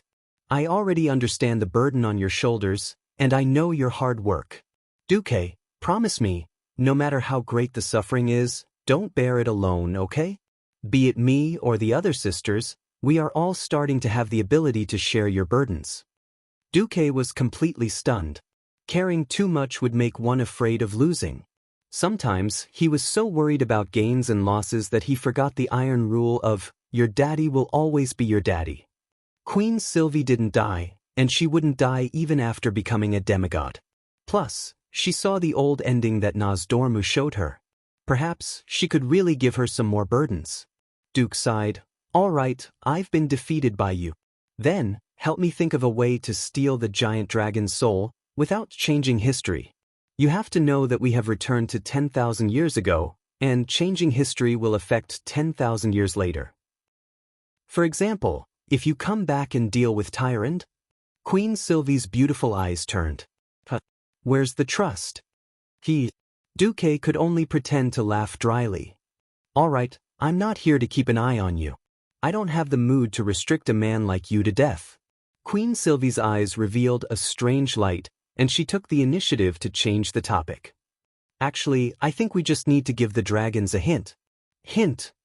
For example, if the dragon's soul is not easy to get, we can make a prototype first. That way, if we steal a finished product, they can quickly modify it and turn it into a perfect dragon's soul. After all, the dragon's soul can only be used if it is infused with at least a large portion of the 4 dragon aspects power. Without the power, it's just an empty shell. Oh, that's a good idea. Duque changed the topic. Actually, we don't need to hint. We can just look for Nosdormu. Chapter 1873. Queen Sylvanas proposed a new idea. Then I have another question. If Nosdormu knew the future and knew that Nesario had betrayed the dragons, would he still watch the 4 major dragons be deceived? Would he let Nesario betray the law of protection, and he himself would adhere to the death principle of not revealing the future that the Titans gave him? Wouldn't Nosdormu make any decision at any time, but in fact, it would be a decision made in the known future? This sounded a little roundabout and nerve-wracking. In fact, the logic was still valid because Nosdormu's duty was to protect the timeline from deviation. If even he led the timeline astray, then there would be no protection to speak of. However, in reality, only when one became the guardian of time could one know whether this was the truth or not. Duque sighed. Perhaps, this is the sorrow brought about by his duty. Even though he knew that a tragedy was bound to happen, he still had to participate in that terrible tragedy. As a catalyst, he had to play out this tragedy and push his brothers and sisters into the abyss of pain. Phew. Fortunately, I don't have to be the guardian of time. Otherwise, I'm afraid I'll go crazy. Windrunner, who loved freedom and refused to be bound, had to do this unchanging job. Queen Sylvanas would probably want to kill herself. Well, our power now is too weak. I can smell the stench of demons in the atmosphere. I guess the Burning Legion has arrived. While the main force of the Legion has not arrived, let's first control the elements in the atmosphere. Okay. Duque was a genuine water and fire dual elemental demigod, and Queen Sylvanas was a wind demigod. After their levels increased, their elemental affinity was also countless times higher. At this point in time, Ragnaros and Al-Zikir were still alive, so naturally, they could not extract the elements of the 3 major elemental realms. On the other hand, because these 2 elemental lords were in a state of hibernation, no one would compete with them for the 3 elements of water, fire, and wind in the main plane of Azeroth. This made them feel like weasels entering a hen's nest. The so-called supermarket that they did not have to pay for was so cool. The place where they transmigrated was located in the southeast corner of the ancient Kalimdor continent that had not been blown up, probably near the future Zul, Gurub. Duque and Queen Sylvani's elemental absorption naturally aroused a response from the troll priests of the Gurubashi Empire. Indeed, there were priests who were not afraid of death and led the trolls to investigate, but Duque used a bunch of hands of magic on them, combining the simplest and most violent demigod level, fireball, into a sickening meteor shower, teaching the crazy trolls that humans are dangerous. The Burning Legion was currently invading, and the entire central region of the continent was in chaos with Azhara City at the center. No one would care about the remote mountain forests of the continent. The huge troll empire was beaten like a dog. When Duque had absorbed enough elements, he realized that he had gone overboard. I seem to have accidentally killed tens of thousands of the Troll Empire's elites? Duque was speechless. Well done. Queen Sylvia gave a thumbs up. She was simply fanning the flames. Duque slapped his forehead. Back in his time, the Amani trolls had been exterminating for years. It had been so long that he had actually forgotten that the High Elves and the trolls were mortal enemies. By the way, don't you still have 2,000 years before you run into the Amani trolls who have nothing to do with the Gurubashi Empire? Damn the trolls. Queen Sylvani said stubbornly. If I have time, I don't mind going to the Amani trolls again. Duque slapped his forehead. Fine, you have the biggest breasts. You have the final say. After absorbing the elements, they were genuine demigod level again. I found Thrall. Queen Silvani was a little excited. The wind element told me that he's in the Cavern of Time in Teneris. Huh? Thrall really has ideas. Duque could not remember how Thrall got the dragon soul in the original history. Clearly, after being teleported to this point in time, Thrall had his own ideas. At the same time, outside the Cavern of Time, Thrall was struggling. He was stopped. He had spoken until his lips were sore, but the Bronze Dragon Legion did not let him in. They did not even want to listen to him and kept driving him out. Thrall felt extremely bitter. This was the disadvantage of not having a good relationship with the Dragon Slumber Temple. This was because Nozdormu had indeed given them a token, but that thing was in Duque's hands. If he returned to 10,000 years ago and did not perform well, then he would still be that insignificant orc in the eyes of the dragons. Just as he was about to reveal some spoilers of what would happen 10,000 years later to attract the attention of the Bronze Draconians, a familiar aura suddenly came from the portal behind him. Duque, Sylvanas, you're here? Not knowing whether it was melancholy or relief, Sal heaved a sigh of relief. Well, since everyone is thinking the same thing, I'll leave it to you. I'll help you. Thrall was carefree.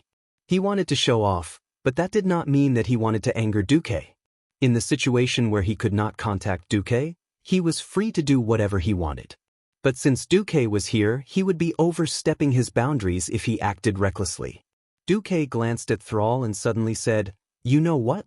What we did 10,000 years ago is very likely to affect 10,000 years later." Thrall was shocked and asked, "Then what if we go too far? The Bronze Dragon clan will send out pursuers who will use special methods to kill us in the River of Time." Of course, for the original plan, they should send a second group to try to get that thing back. Thrall was silent. Duque knew that he was in a heavy mood, but he still needed to give him a warning. Remember, history may be changed and fine-tuned. What is truly irresistible is the general trend. General trend? What was the general trend? This word could make Thrall think for a long time. Only Duque himself knew that this was Azeroth's determination to unite the various races against the Burning Legion. Only by defeating the demon army led by Sargeras could the planet have a way out and all races continue. No matter who it was, if they resisted the general trend, they would only be crushed by the wheels of history. Duque would not tell Thrall. Facing the Guardian of the Cavern of Time, Duque gently raised a special badge. Feeling the power of the badge, the bronze draconic man immediately became respectful, and immediately ran to report. A moment later, Duque and the other two were brought to a desolate cave. There was nothing but sand. Suddenly, a huge sand dragon formed in front of the three of them. "Speak. Did the future me ask you to cause trouble at the time node I'm guarding?" Chapter 1874. Nozdormu was still the mighty and domineering sand dragon. His tone was also full of majesty. If Duque was still the newbie who had just transmigrated, he would probably be scared speechless when he saw such a huge dragon aspect. Unfortunately, as someone who had made a name for himself in the hellish world of Azeroth, he had long been used to facing a giant boss and could only see its toes. Duque was not affected by this kind of majesty. Duque was not afraid at all. Beside him, Queen Sylvanas raised her hand, and the three of them were lifted into the air by a gentle wind. They were level with the dragon's head. Two demigods, one earth messenger. I'm starting to wonder if my future self has a screw loose. Nozdormu's words should be considered self-mockery. Duque curled his lips. No. You should be very clear about when you will really collapse. The Nozdormu of our time still has enough rationality. He does not force things, but he still has hope in his heart. That's why Sylvanas, Thrall, and I are here. Duque took the initiative to mention Nozdormu's collapse. This touched Thrall's nerves, but Thrall remained silent. Nozdormu raised his dragon head and said, "Wait and hope." Duque was sure. Nozdormu's eyes, which were made of sand, suddenly bloomed with divine light. The huge dragon head nodded. Very well, I allow you to enter the world of this time. But remember, don't mess around. The other you is also an outsider. At this point in time, I can't predict what will happen when two Duke Marcus come together. The King of Time seemed to be implying something. One mistake and it will become an eternal cycle of time, like a circle that will never stop spinning, and you will never be able to get out. Duque gritted his teeth and thought to himself, fine. Two transmigrators are scary enough, and both of them are me. This kind of F*** just thinking about it is a nightmare. But at this point in time, I should be staying in Azhara City and living a depraved but happy life, right? Duque nodded. I will. As for the giant dragon soul, that thing is indeed being forged. Nozdormu interrupted him. But I won't help you with anything. I'll just quietly supervise you. I am a guardian, not a creator. No one knew whether they were quietly watching Duque act cool or quietly watching Duque court death. Duque sighed. Sure enough, a person with a wild imagination who was good at creating and a person with a rigid mind who was good at repetitive labor were creatures of two different worlds. The Nozdormu of this timeline was even more stubborn than the Nozdormu of Duque's original timeline. Being able to do this was a big green light. Face should be given to each other. Since the other party wasn't an enemy, Duque bowed and said, thank you very much. Coming out of the caverns of time, Queen Sylvanas and Sal looked at Duque at the same time. What do we do next? Duque tapped his temple rhythmically with his right index finger. If we don't care about the consequences, there are many ways. When Duque said this, Sal was secretly shocked. Those were the 5 dragon aspects. If things went wrong, even Nesario, who hadn't publicly betrayed them, might join in the encirclement. Against the 5 dragon aspects, Duque, are you that confident? Sal felt a wave of shame. It was a difference between heaven and earth. He once wanted to break through to the demigod realm and truly make the tribe invincible. Unfortunately, the situation changed too quickly. Before he had time to break through to the demigod realm, Duque had already cleared the turmoil in the 3 elemental realms and ruled the 3 realms. And Gurus, whom he had to trust, had messed up the tribe. Thinking of this, Sal felt the deepest sense of powerlessness. Duque was obviously creating a new future that even the Time Dragon King, Nozdorm, had never seen before. What about him? Although he used to shout, Lord_Tar, he had always proclaimed the spirit of death. He preached that he would rather die than win, but he had to shoulder the lives and future of more than 1 million of his fellow orcs. When the day came when the Alliance and the Horde faced off, would he really be able to take them down with him? Helplessness and bitterness. This was the deepest feeling in Sal's heart. Duque glanced at Sal and saw that Sal was conflicted, but he couldn't care less about Sal's feelings. If he was just an Alliance player, maybe he wouldn't mind apostatizing and becoming a Horde player. The point was, whether it was Duque or Duke Marcus in this life, he was a human. This meant that he could only consider the future from the standpoint of humans and the Alliance. When the day came when he had to fight Sal, maybe he would pity Sal, but he would never hesitate. Since Azeroth had given him a position, he had to shoulder the corresponding responsibility. In the face of the general trend, there was no room for any hindrance. Duque sighed slightly and retracted his thoughts. Next, I plan to sneak into the Sleeping Dragon Temple and destroy the first prototype of the Soul of the Dragon. As long as I succeed, that guy Nozdorm will definitely suggest making a few more. Anyway, for Nesario, the Soul of the Dragon is only meaningful if the power of the Dragon King is used by the 4 Dragon Kings. Without the power of the Guardian, it's just a platinum disc that can be replicated. Queen Sylvanas and Sal were stunned. Sal was stunned. Wait, what identity are you going to sneak in? Duque glanced at the bronze dragon man guarding the entrance of the Cavern of Time in the distance, and took the 2 of them around a corner. When he was sure that no one could see them, he raised his hand and covered the 3 of them with a spherical curtain of flames. Then he entered shadow form in front of the 2 of them. Sal was dumbfounded. Oh no, he was dumbfounded. Queen Sylvanas could not stop giggling. You bastard, this is how you took care of Sister Tyrant? Duke did not reply to her. Instead, he was filled with righteousness, evil. The Burning Legion suddenly heard that the dragons wanted to create an unparalleled artifact to destroy the demon army. Isn't it normal for them to send a powerful demon lord to launch a sneak attack? That's right, the guardian dragons are at war with the demons. In that case, you'd better be careful. Don't die in the Wormrest shrine without knowing why, Queen Sylvie joked as she touched her seemingly flat abdomen. Queen Sylvie's subtext was obvious. Duke, you can go and make trouble, but if you dare to mess around, you'll be killed by your own people. My child's father died before he could even make a sound. I'll hate you forever. Duque laughed. Of course, I won't take the risk myself. The point is that a Void Lord attacked the manufacturing field of the soul of the dragon. Did indeed happen. Chapter 1875.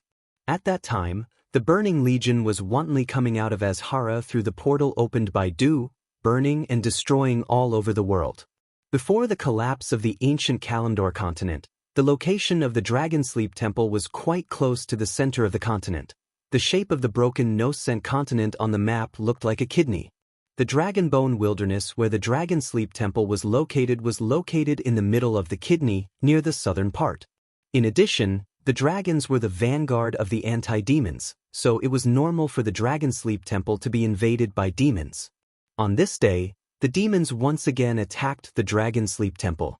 Duque, who was lurking in the front line, saw with his own eyes the dragons guarding the temple encounter the first wave of demons.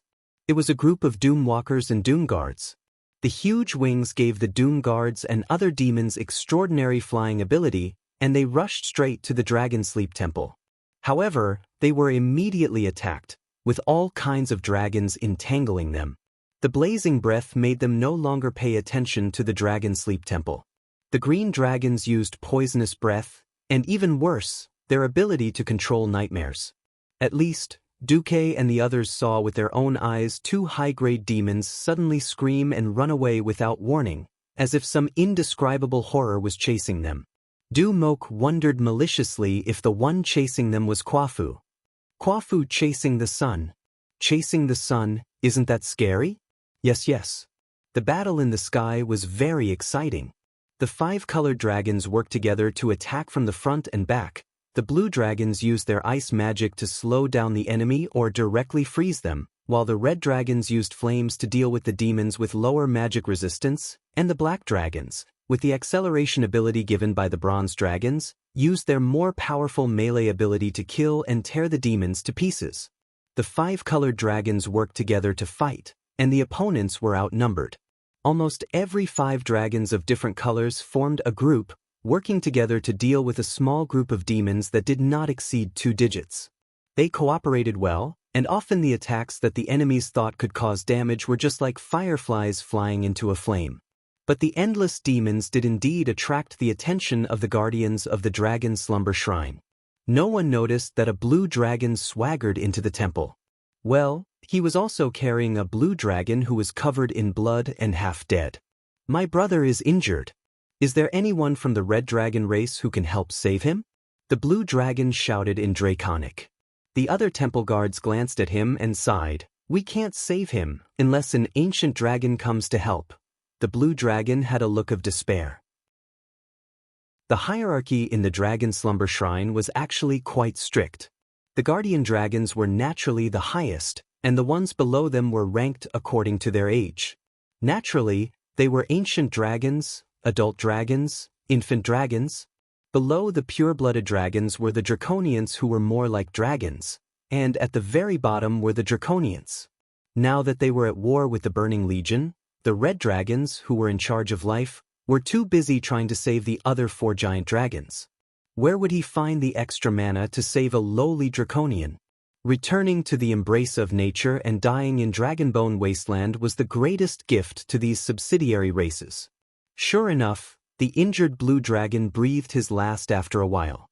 The blue draconid who carried him in was grief-stricken, and soon got up to tell the draconid guarding the middle gate. My brother has a top-secret report for His Majesty Maligos. That was the information he had exchanged with his life.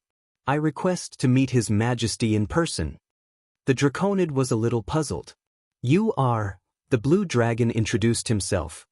My name is Dog Shit. Oh, my primordial dragon language isn't very good.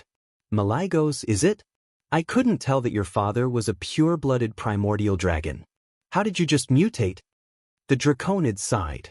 The blue dragon made a gesture of wiping his nose in embarrassment. There were a total of 8 draconids guarding the gate, and one of them nodded. Wait here. I will rule and primordial dragon. But I don't know if the lord on duty will convey it to his majesty. With that, the draconid opened a small teleportation gate and went in. After a while, he came out again. Come this way, Maligos. The blue dragon bared his teeth, feeling that he had been too smart for his own good. The draconid led him into a subspace, through a long spatial corridor, and to a side hall. It was a huge gate that was a full 100 meters tall, with 2 elegant and beautiful adult blue dragons coiled at the gate.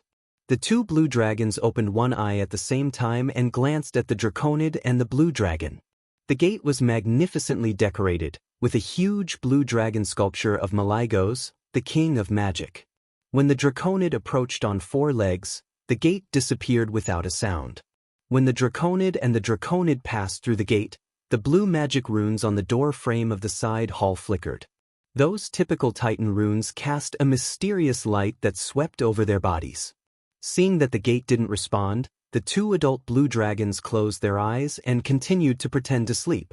Entering the side hall, at the bottom of the gorgeous platform that was filled with all kinds of Titan runes and magic screens, a beautiful and elegant blue dragon appeared in front of the 2 entrants.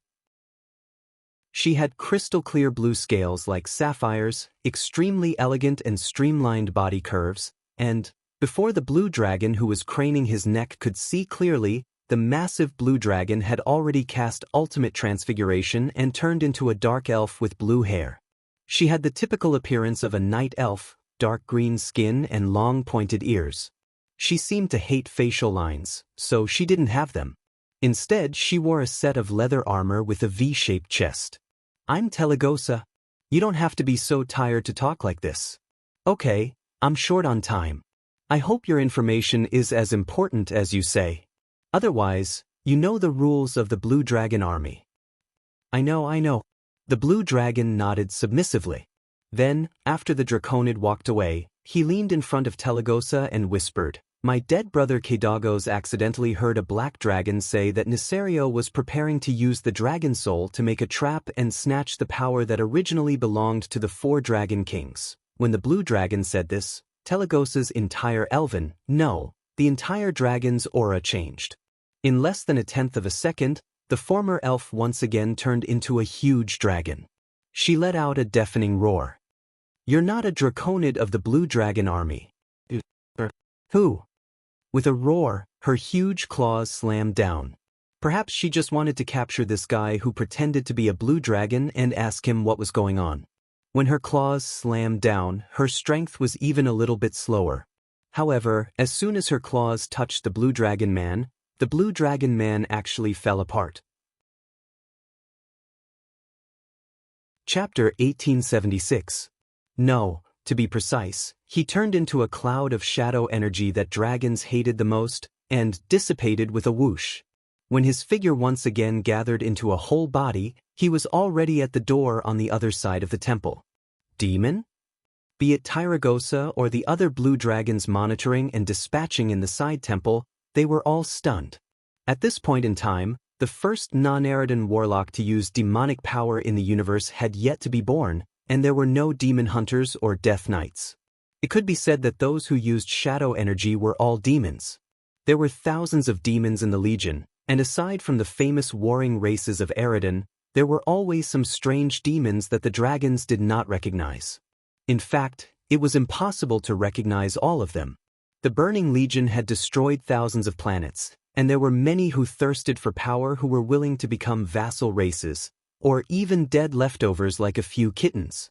In any case, the Azeroth creatures had determined that those who used dark and shadow energy were enemies, and there was no escaping. Kill him. Tyragosa pushed off the ground with all 4 limbs and spread her wings, leaping high into the air. She accelerated in midair and pounced at the strange blue dragon person. Beside her, There were also 2 adult blue dragons that reacted and pounced forward. They were extremely resentful. This was a great humiliation, allowing the evil demon to cross 5 or 6 layers of defense and sneak into the core area of the Dragon Sleep Temple. Be it the patrols outside, the dragon people guarding the periphery of the temple, the draconians guarding the main door, the adult dragons at the door of the side temple, or even the runic protection circle of the Titans, none of them noticed anything amiss. If not for Tyragosa's vigilance, the demon might have even made its way to His Majesty Maligos, and that would have been a nightmare. Unexpected things happened again and again. Originally, the blue dragons thought that this demon, who was disguising himself as a blue dragon person, was going to assassinate Maligos. Tyragosa was thinking about how to stop him from killing his way into the Dragon Slumber Temple's main hall of the King of Magic. Who knew that the other party would play a little magic? It was a vivid illusion.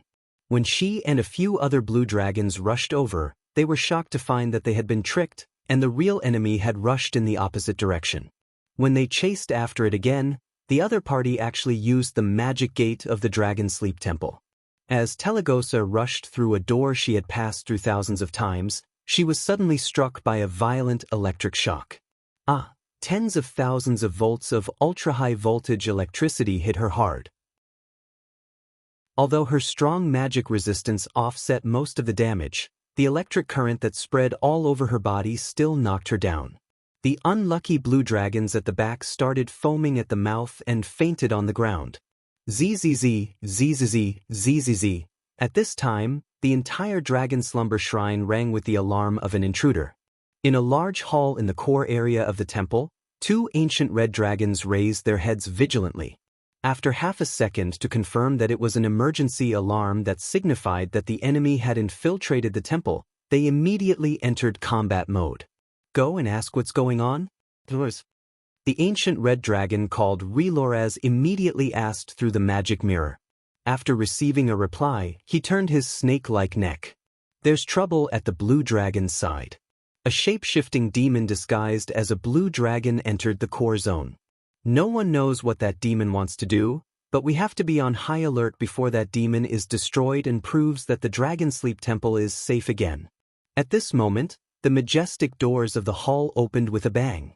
The one standing at the gate was a blue dragon that looked very small. Careful. Enemy attack. Without another word, the 2 ancient red dragons immediately unleashed their dragon breaths. Something that left them utterly shocked happened.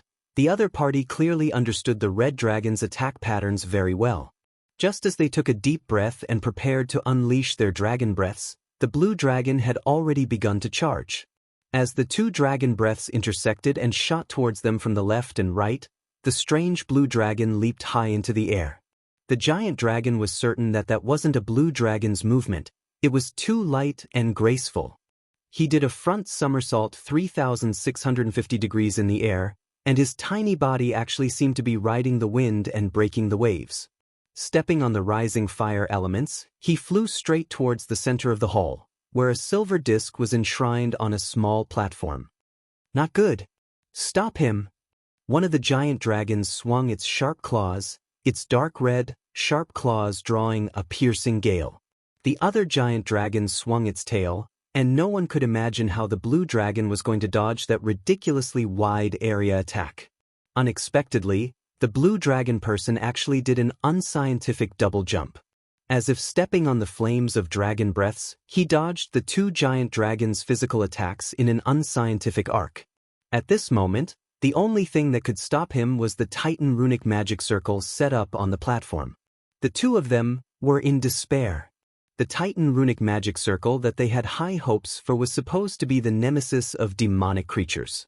The power of that magic circle was so great that its first attack alone could definitely knock down a mid-tier Void Lord. However, nothing happened. The Titan runic magic circle flickered and shone with a gentle blue light. That was the light that recognized the blue dragon as an ally who was allowed to enter. Impossible! The 2 giant dragons exclaimed in shock. There was no justice in this world. Just like that, the blue dragon got the platinum disc as if he was performing acrobatics. Time seemed to be completely frozen at this moment by something called fear. Bye-bye. The blue dragon made a gesture of waving goodbye and revealed a human-like smile. Naturally, such a smile was a complete mockery to the two ancient dragons. Without giving them time to react, the blue dragon immediately activated Flash. In the world of Azeroth 10,000 years later, any mage could use this move. But at this time and place, this move had scared away the souls of the two ancient red dragons. Magic was not common in this world, and only the dragons and the high elves truly mastered magic. However, there were many magic restrictions in the Dragon Sleep Temple, which were high-end things on the level of the Titan Runic Magic Circle. Apart from existences on the level of the ancient blue dragon, no other giant dragon could use it at all. Under the double suppression of the Dragon Sleep Temple's spatial restriction and magic restriction, even the strongest of the dragon race could only use the most basic melee and dragon breath. This guy who looked like a blue dragon was really going to ascend to the heavens. However, this guy treated the Dragon Sleep Temple as his own backyard and was very familiar with it. The group of giant dragons chased him for 2 circles before losing him. After hearing the news, the 5 great dragon aspects were both shocked and furious. Traitor! There must be a traitor! Malygos was almost mad because the other party had perfectly broken the magic restriction that he had personally set up. This was like slapping his dragon face with a slipper. What did we lose? Alexstrasza asked coldly. A platinum disc that was prepared to be used to make the dragon soul. At this moment, the Earth Guardian dragon, Nisario, looked unnatural. Chapter 1877. For a moment, Telegos' heart went cold. As one of the ancient dragons, she certainly knew about the top-secret plan of the Dragon Slumber Temple. In theory, there were quite a few dragons who knew that the 5 dragon aspects were going to use the Dragon Soul to create a dragon power nuclear bomb. It was precisely because their conventional combat power was insufficient and the losses were too great that they had to make a big killing weapon to blast the demons. Nisario had informed the Dragon Kings in advance that they had to inject a considerable amount of power for it to be effective. After that, the Dragon Kings would be in a weak state for a long time, so it was necessary to protect them. When the Dragon Kings were doing things, the ancient dragons would naturally help to watch the scene.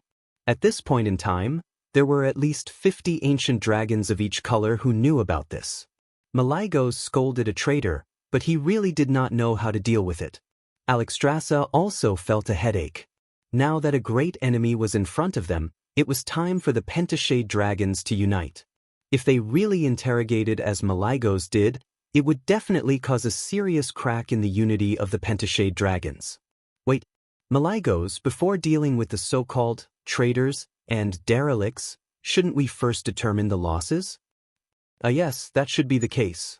Being asked by Big Sister, Malygos finally recovered from his state of anger. Is it really just a platinum disc? The Red Dragon Queen asked worriedly. To be precise, because of the invasion of unknown demons, we need to replace most of the temple's magical protection system. At the very least, all the password techniques have to be reset. No one wants a powerful demon to come in and cut off our heads while we're asleep, right? Malygos added. Alexstrasza turned to look at the Black Dragon King. Can we make another platinum disc that was prepared to be used as that thing? Nisario's dragon heart was thumping rapidly. Under the gaze of all the Dragon Kings, he could only show an indifferent expression. Although it's a little troublesome, my answer is that of course it can be done. Before we inject the Titan divine power of the 5 Dragon Kings, that thing is just a tough enough carrier. Then make another one. The Red Dragon Queen decided. This time, brother, after you make another one, I want to personally guard this thing. Malygos took on everything. All right, as long as you like it. Nisario seemed a little helpless. At the same time, on the peak of the snowy mountain where the Ice-Crown Fortress would be built 10,000 years later, Queen Sylvie and Sal finally saw Duque. You succeeded? When the two of them saw the smile on Duque's face, they already had a rough idea of what was going on. They were just making a final confirmation. Duke smirked and took out the platinum disc from his robe that was emitting a magical aura. Around the disc, there was a layer of faint arcane energy enveloping it. When I, your husband, set out, when have I ever failed? Duque chuckled. Then, shall we go back now?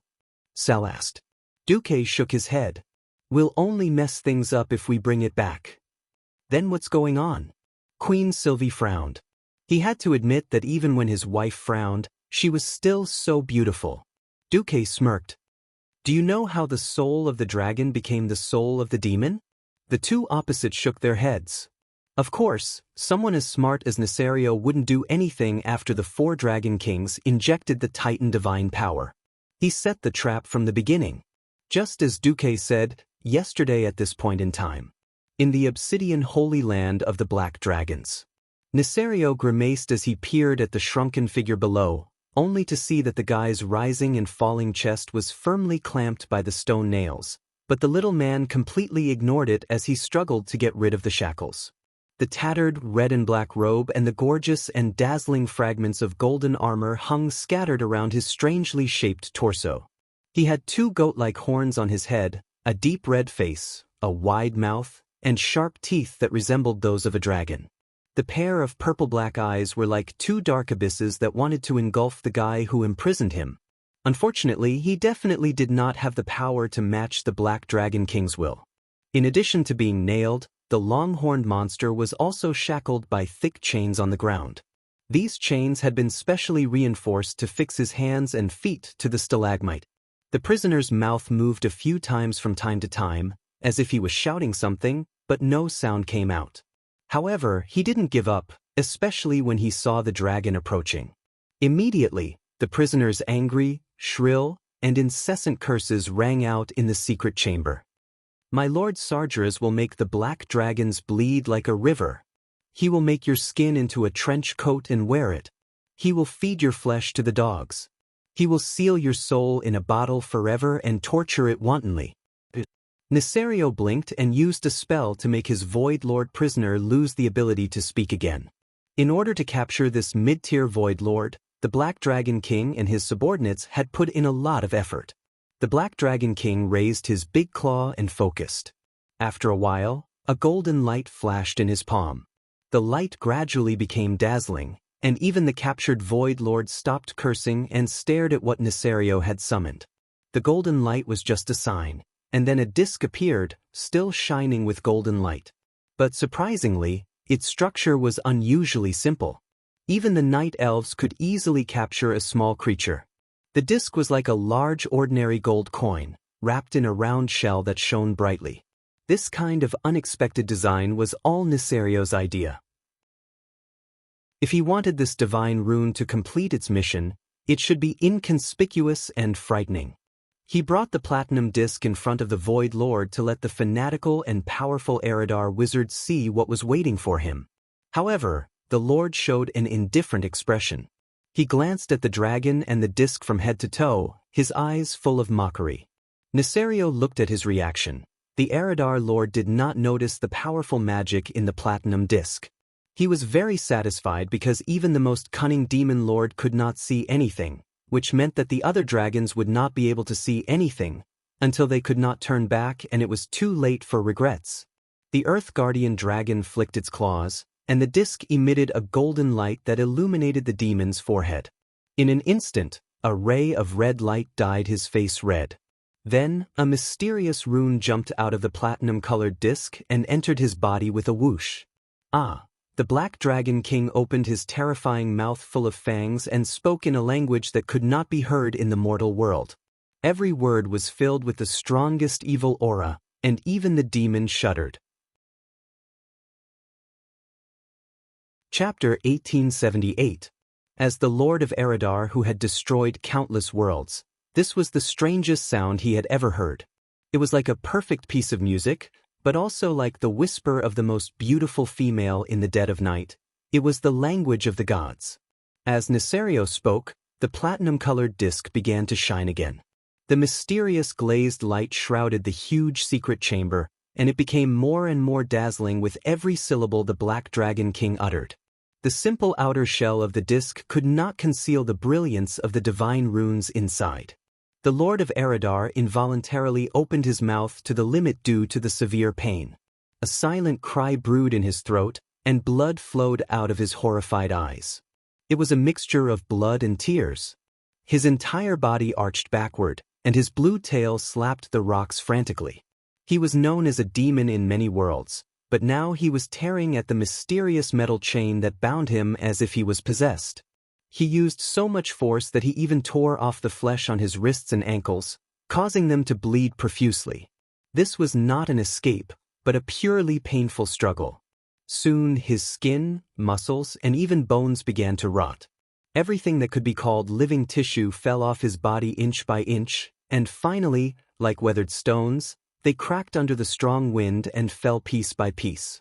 Even so, his soul was still screaming and wailing. He was not afraid of death, for death could allow his soul to return to the distorted void. However, this kind of evil divine spell that completely absorbed the soul was his true nemesis. Not only was his life withering, but even his soul was distorted into another kind of existence. This even made it impossible for him to activate the death sequence in the distorted void. If the distorted void confirmed his death, it would separate a mass of soul-nourishing substance to nurture his soul and make up for the defects of his soul as much as possible on account of his status as a lord. Now, he was just missing, the evil divine light disappeared, and the runic metal chain that bound the demon lord moments ago was still swaying in the air. The Black Dragon King was like a loving father to his beloved son. He used his 2 claws to gently pinch a rune that emitted gentle waves from the skull, and then recited an incantation, embedding the rune back into the platinum disc. However, Nisario did not know that every detail of this scene had been seen by someone. When Dubois reproduced this scene in front of Queen Sylvie and Sal, both of them were completely shocked, speechless. Sal was finally convinced. How did you get the surveillance footage and sound of Nisario in the most secret room? Queen Sylvie also spread her hands. I'm not guessing anymore. Let's just reveal the mystery. Duque's smile was a little mischievous.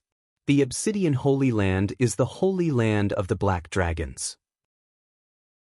10,000 years ago, this was the absolute territory of Nisario. There is no doubt about that. But 10,000 years later, the owner of the Obsidian Holy Land is Onyxia. Queen Shi and Sal understood immediately.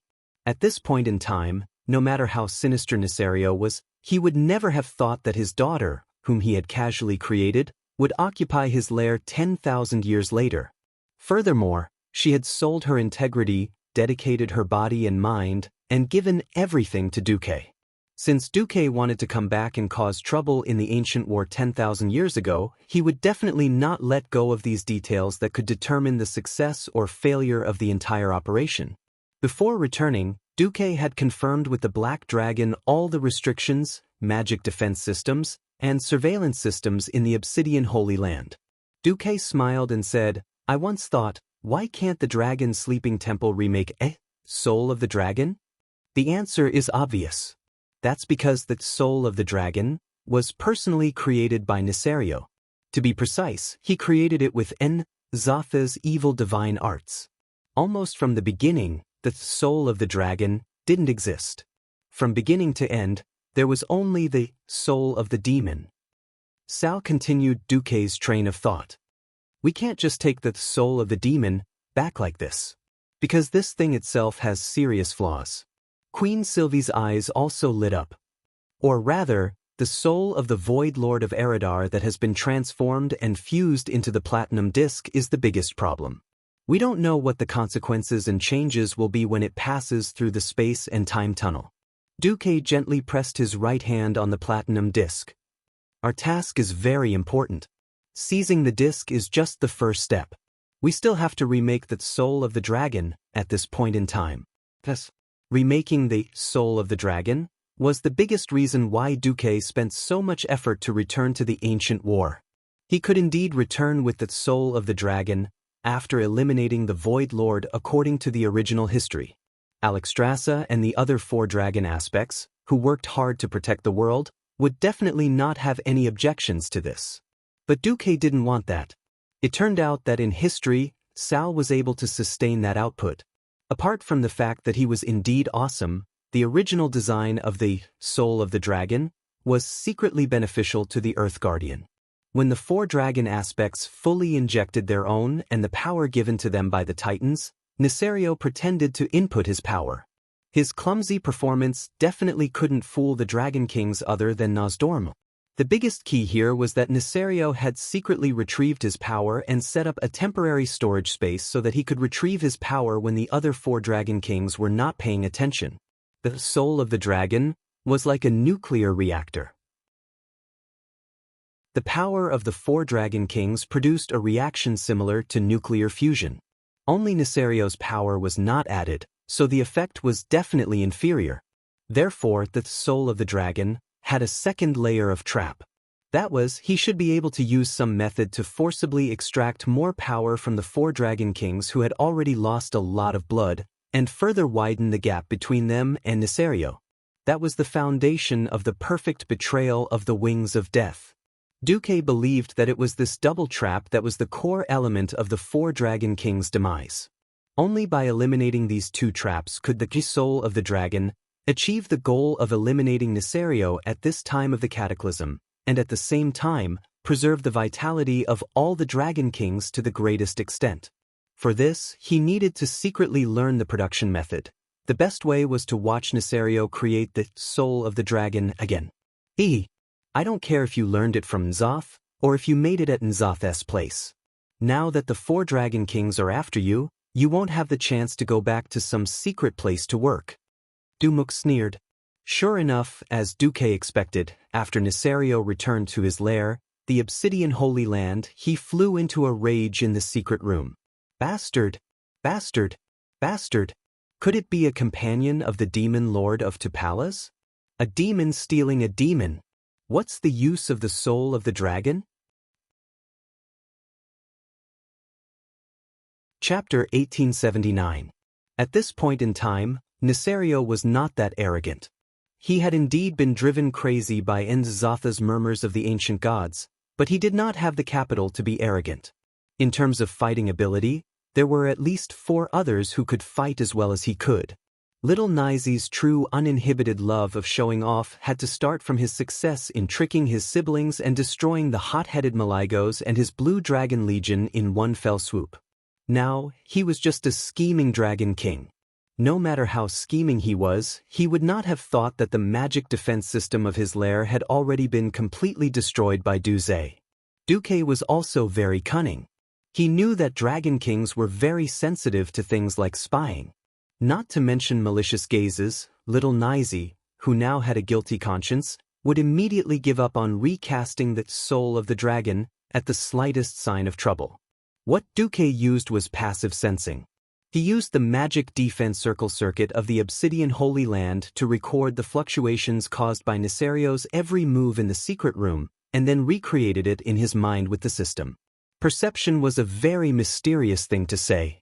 In fact, it was the same as the human body. When the wind blew, the hair and skin on the surface of the body would feel it. If there was a stove or an air conditioner around, it would still feel hot and cold. No matter how small the movements of such a huge black dragon were, it would still be earth-shaking in the ears of people. And as the earth aspect dragon, Nisario itself was a high-energy reactive body. As long as the surrounding magic defense system could receive all signals about the inside, it was no different from Duque standing next to little Naizi and watching him do it. Of course, at this moment, under the gaze of Queen Sylvanas and Thrall, Duque was just a strange person who was meditating like an old monk. Oh, it's starting. Is that so? And it's based on the Titan runic magic circle technique? I see. The characteristics of the other Dragon Kings were removed, and only the parts related to dragon were absorbed. A reaction furnace made with life, dream, time, and magic that seems to have 5 attributes, but in fact only 4? Is this the genius of N'Zoth or the genius of Nisario? Just like that, Duque muttered as if he was in a trance for a full 36 hours. It wouldn't take that long to create a simple soul of the dragon. The key was that Nisario needed to capture a strong enough backup demon. If it was just to steal power, there was no need for any demons. If he wanted the platinum disc that contained the power of the 4 dragon aspects to degenerate into an evil divine artifact, then it would be necessary. Nisario was in luck. After all, ever since Maligos freaked out and said that he wanted to find the traitor, the Dragon Sleep Temple focused more attention on the Blue Dragon Legion. After all, it was the Blue Dragon's subordinate Draconians and Draconians who made the mistake, and it was also the Blue Dragon's fault that the magic defense system was broken. Big shots at or above the ancient giant dragon level generally believed that the other four-colored giant dragons did not have that level of attainment in magic. After all, dragons preferred to use their bodies and talents rather than pursue magic at the expense of essentials. The Black Dragon army frequently attacked at the front lines, which was seen as a sign of responsibility. Although a few of Nisario's capable subordinates were a little confused, they still followed the boss's instructions and captured a beginner Void Lord at the cost of a moderately injured ancient giant dragon. Nisario repeated the steps in front of Duque as if he was teaching an experiment. Queen Sylvanas protected Duque, so that Duque could feel more at ease and turn on the system genie at full power, analyzing the role and reaction of each rune and divine incantation. Finally, 16 hours after Nisario's success, Duque let out a long sigh. "I know what to do." "What do you want us to do?" Duque turned to Sylvanas first. "First of all, your task is to isolate your aura. I want you to provide a complete aura shielding array for us to modify the soul of the demon at the location of the Ice Crown Fortress in the future without alarming the Dragon Sleep Temple and Al-Akir." Queen Sylvanas frowned. "It's going to be quite a commotion, isn't it? Why does it have to be here?" "Because the real source of the magic ley line here is the Well of Eternity. Although the Well of Eternity has shut off the output of magic to the outside, it is actually only the main ley line that is closed. There are still some small magic tributaries that form the hidden magic ley line. I can't rebuild the magic net at this point in time during the Ancient War, so I can only use the ready-made ones." "What about me?" Sal asked. "Your task is more important. I will teach you how to modify the soul of the dragon. Take note, this thing is about as difficult as you using a tomahawk to operate on a mosquito. Although your failure will not cause any big explosion, I will have to forcibly snatch the soul of the dragon then. History will even change greatly because of this. At that time, Nozdorm at 2 points in time will definitely find trouble with us. I will try my best." Sal was quite calm. Duque looked up. "The last thing is the timing. We have to choose when the 5 Dragon Kings inject power into the soul of the dragon. Only then will the 5 Dragon Kings not have a chance to cause trouble." "Okay." The two responded in unison. The history of the ancient war seemed to be continuing according to what a certain someone was familiar with. The Burning Legion, which was endless and of incomparable quantity and quality, began to gain a greater advantage on the battlefield.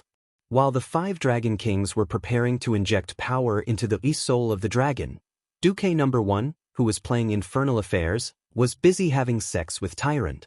And now, Duque No. 2 was setting up a backup plan. Finally, the historical moment arrived. A terrifying energy wave, just like history, came from the Dragon Sleep Shrine. Even though they were far away, Duque and the other two could still clearly feel a huge force brewing. This naturally attracted the attack of the demon army. Tens of thousands of Terra Guardians and Doomsday Guards rushed towards the Dragon Sleep Shrine. Bright lights and shadows flashed everywhere in the sky. Be it the demons or the giant dragons, they all fell down like dumplings. On the platform at the top of the Dragon Sleep Shrine, Nisario, who was pretending to inject power, suddenly felt his heart palpitate. He exclaimed a name in his heart, Tupalaz. The name of that demon lord. The soul imprint that he had engraved in the demon's soul was erased. At this moment, in the deepest part of a huge ice cave that should have become the Ice Crown Fortress, Sal looked at Duque with some trepidation as he skillfully manipulated the power that should have belonged to the Burning Legion. The power of shadow seemed to be dancing on Duque's fingertips. Duque easily and perfectly dissected the demon's soul that had gone deep into the platinum disc rune magic circle.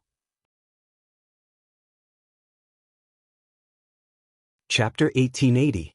Dumuk poured cold water on Sal's head and told him that there were only 2 beings on the entire planet who had the original Titan runes. One was the current Blue Dragon King, Kalegos, and the other was Duque. Without the permission of the Sleeping Dragon Temple, Duque wouldn't even let Sal see it. The two ancient dragons immediately agreed and flew towards the mountain where the ice-crowned fortress would be located in the future with more than a dozen adult dragons and a group of young dragons. Of course, he longed to master this magical and sacred power, but Duque had no intention of teaching him. He was captured purely to work for him. This was the ice-crowned fortress in the future. There were actually several caves leading from the snowy peak to the underground. Later, Nazul and Arthas, who became the Lich King, ordered the Cryptarachni to dig and reinforce the caves, eventually forming an underground passage connecting the ice-crowned fortress and the northwest of the Dragonbone Wilderness. The entrance of the passage was the famous Gate of Divine Wrath in the future. Not only did Duque give the platinum disc to Sal, but he also snapped his fingers and directly projected a magnified projection of the platinum disc in midair. The two dragons approached the mountain cautiously, one in front and one behind. Queen Sylvanas immediately understood. When Nazristas approached the snowy peak, he was the first to find a problem. "Brother, did you notice that the elements here are a bit abnormal? That's also a relief for me. You will never imagine how insidious and vicious Nesario, who claims to be the guardian of justice and this world, is." This was simply venting. This Eridar demon vividly described the brutality and despicableness of the Black Dragon King. After a series of actions similar to a toothpick picking his teeth, Duque announced, "Okay, this thing is clean, it's up to you now." This amount of work had long exceeded the imagination of mortals. "Sal, you need to change the circuit here.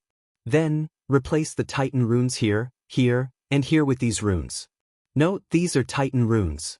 The smallest rune is made up of thousands of small runes that are constantly rotating. You need to use the power of the earth to replace these few key runes." Nazristas frowned. "It's a bit narrow here, send a young dragon to take a look first." After doing it continuously, Sal felt that he was very much like the old orc grandmother next door who specialized in sewing holes in his clothes and repairing his armor when he was a slave gladiator. Okay, what? He actually has Alexstras's dragon seal token? Forbid the Red Dragon clan from approaching that place? What made Sal grumble the most was still the Titan runes. Thrall and Queen, she looked at the soul that they should have loathed and hated. Before the explosion of the Well of Eternity, this place was a land of extreme cold. Pure white snow covered the Dragonbone wasteland and the surrounding mountains all year round. However, because Duque's modification of the Dragon Soul required him to gather the mana from the surrounding ley lines, the flow of mana naturally generated some heat. It was a very strange voice. It was coming from the soul of a Void Lord. "You're welcome. We're about to destroy you," Queen Sylvie said with a straight face. In fact, what Sal had to do was similar to carving flowers for a cake. Mixing flour, putting seasonings, throwing the oven to control the fire, and so on had nothing to do with him. It was just that Duque extracted the key Titan rune spells and asked him to replace them with a specific rune combination. "Duque, there's a situation." As the demigod of wind, Queen Sylvie was the first to sense the arrival of this strong scouting team long before the dragons discovered the three of them. "I've lived here for tens of thousands of years, and I didn't know there was a natural cave here." Although Duque had explained the key points to Sal early in the morning, and Sal himself had secretly practiced countless times these days, when it came to the real thing, Sal's forehead was still sweating. Now, what Duque wanted Sal to do was almost the same. "Nazristas, Vangastas, you two take your teams to the snowy peak in the northwest to take a look."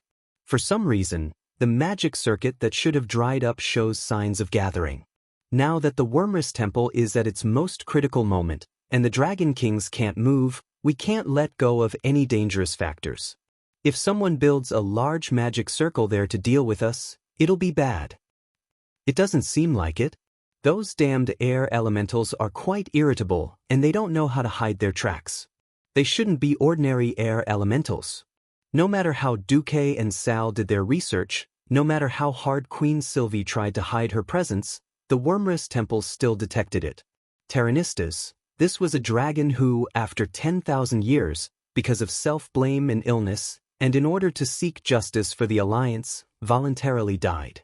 After his death, his head was hung in the Iron Furnace Castle Adventurer Hall. At this point in time, he was still alive and well, and he was Alexstrasza's first assistant.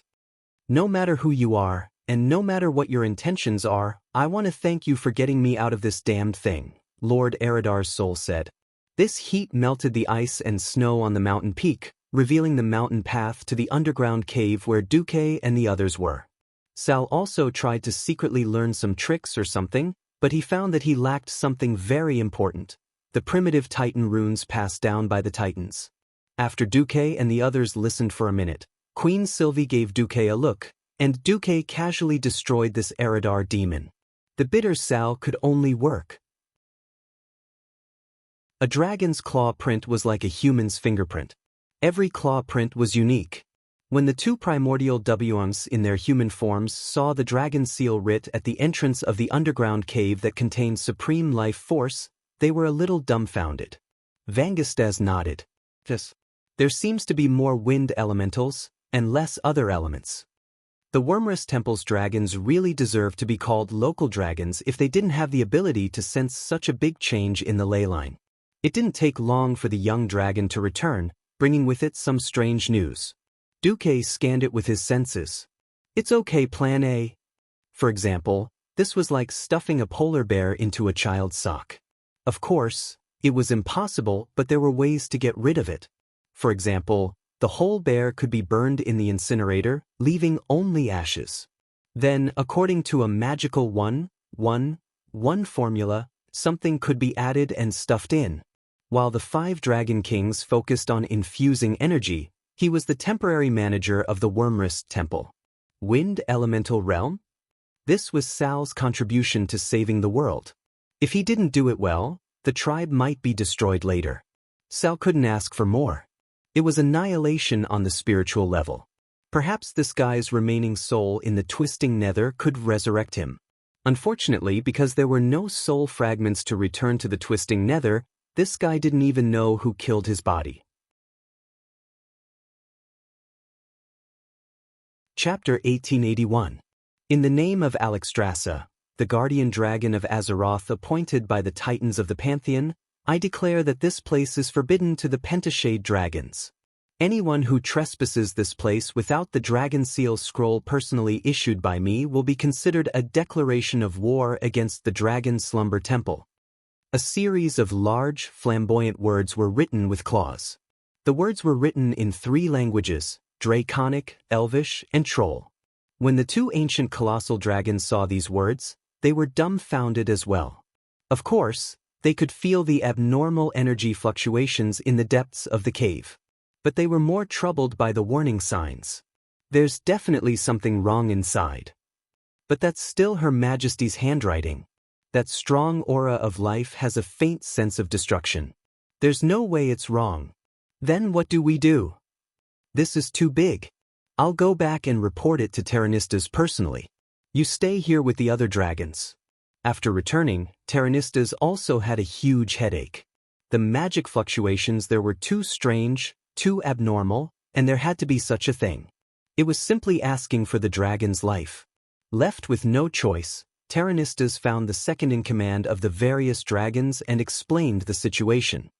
He said to the Blue Dragon Queen, Syndagosa, and the second-in-command of the Bronze Dragon, Anachronos.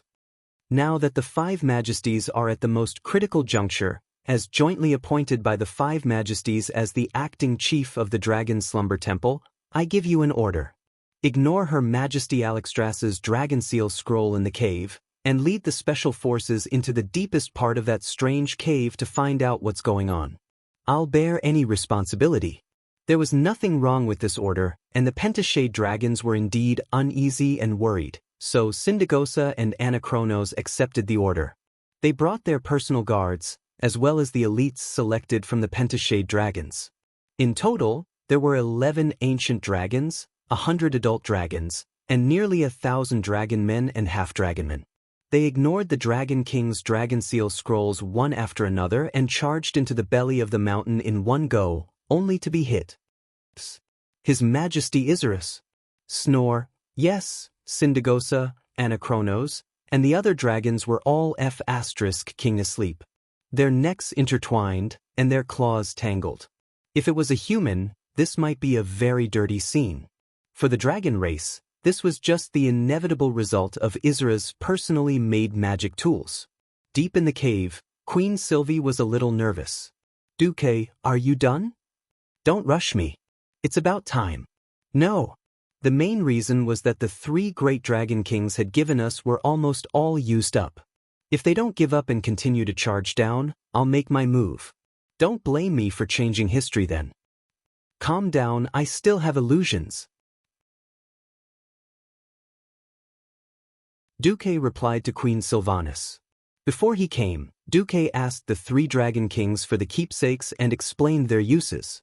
The 3 veteran dragon kings were very cooperative.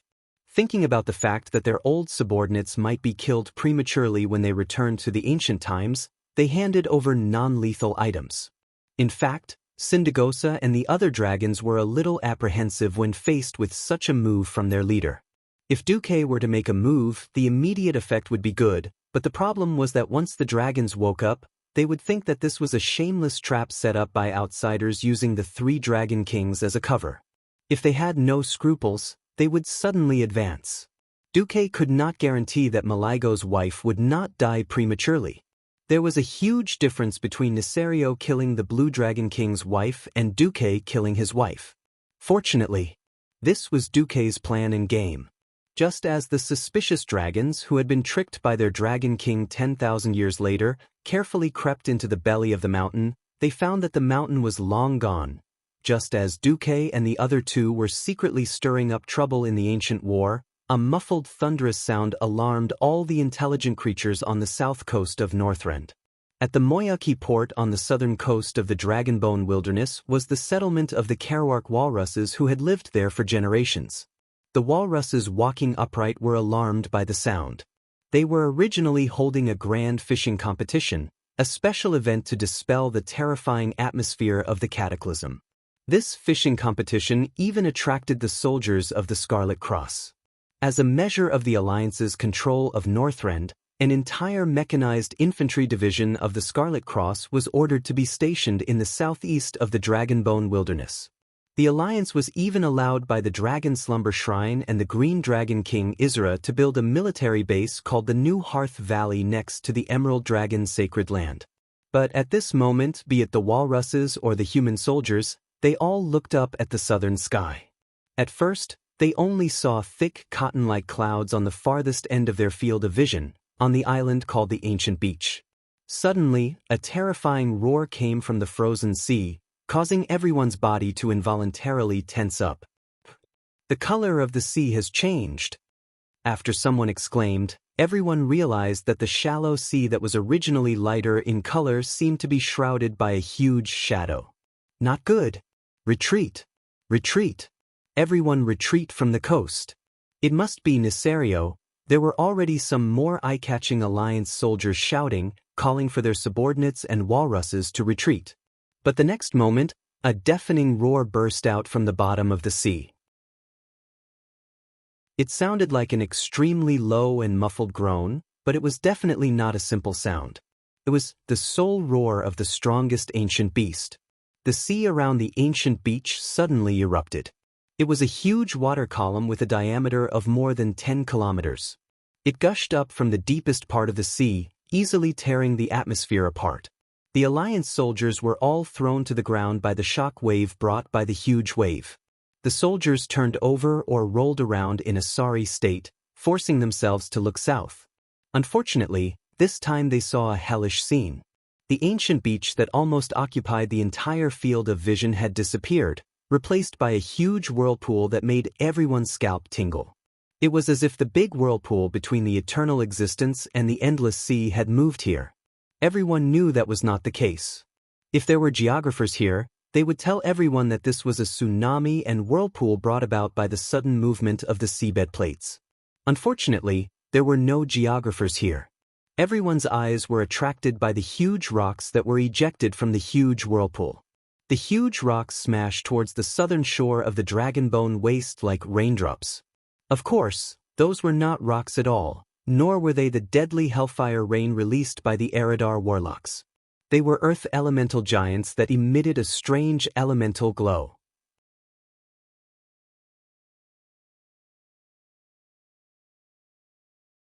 In the fearless fortress, all kinds of alarms were ringing, and the latest magic surveillance mirror kept outlining the enemy's silhouette. More than 1,000 earth elemental creatures have been discovered at the bottom of the sea, the monitor shouted. Don't worry, that's the job of Vashch's underwater troops. Muradin Bronzebeard was very calm.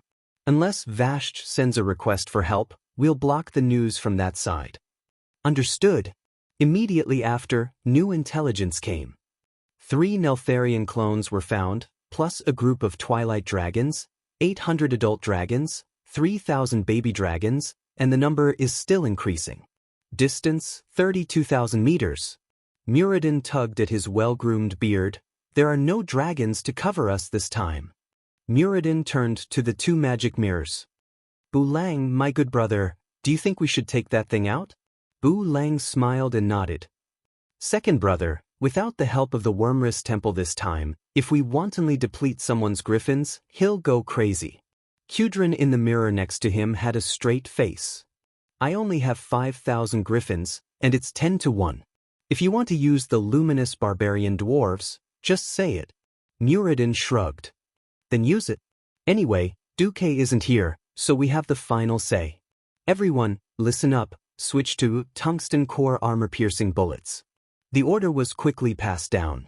Whether it was the fleet, the cannon positions of the Fearless Fortress, or the Naxxrama's flying fortress not far to the west of the Fearless Fortress, all the gunners got busy. Although both kinds of shells were placed nearby, it was still a mess to switch. When the Twilight Dragons entered within 10,000 meters of the line of defense formed by the 2 fortresses, thousands of cannons roared almost at the same time. Thousands of shells, because of the faint holy light contained in them, showed beautiful golden lines as they streaked across the sky. The trajectory of the shells was like a fireball that swept across the sky at high speed, dragging a long tail of flames that intertwined with each other. The tail quickly disappeared at the end, and the front kept elongating. One after another, layer after layer, it was as beautiful as the fireworks at the Winter Veil Festival. Before the war, every Twilight Dragon was told that the human cannons were useless. At most, the unlucky ones who were hit by too many shells would die, and nothing else, just a little pain. But when the massive number of shells poured down on the bodies of the Twilight Dragons like raindrops, it immediately caused an effect beyond the imagination of both sides. The shells, which were thought to be just a powerful toy, clearly had the same shape as before, but it seemed to be injected with a completely different mysterious power. With a higher level of mystery, it crushed the defense of the dragon race, which had run rampant in Azeroth for more than 25,000 years and had not been effectively broken. The tungsten core armor-piercing shells easily pierced through the dragon scales and skin. After entering the muscle tissue, they seemed to have a life of their own and came to life. Pieces of shrapnel tumbled, and the purple dragon scales, skin, and even muscles were blown up by the explosion. Although there was no result of death unless it hit the dragon's head, even if it hit the chest, there were too many shells. The continuous explosions formed a scene in the air that looked like the end of the world. There were purple fragments flying everywhere, and dirty flesh and blood formed a scene like rain. Even the Alliance officers who were observing the results of the battle were almost stunned by the scene in front of them. The explosion caused by the terrifying volley turned the entire space with a diameter of 3 kilometers into a dead space. Originally, in order to avoid collisions, the distance between the Twilight Dragons was a little scattered. Now it was even more scattered. After a round of cannon fire, a sieve-like flying formation was exposed in front of the Alliance army. 3 Neltharion clones are alive, and the number of Twilight Dragons has been reduced to 29%. The monitor summarized the monitoring results immediately. Kudrin curled his lips. The Wildhammer dwarves can handle those little dragons. Come on, it's not to the point where you have to sacrifice yourselves, Bu Lang complained.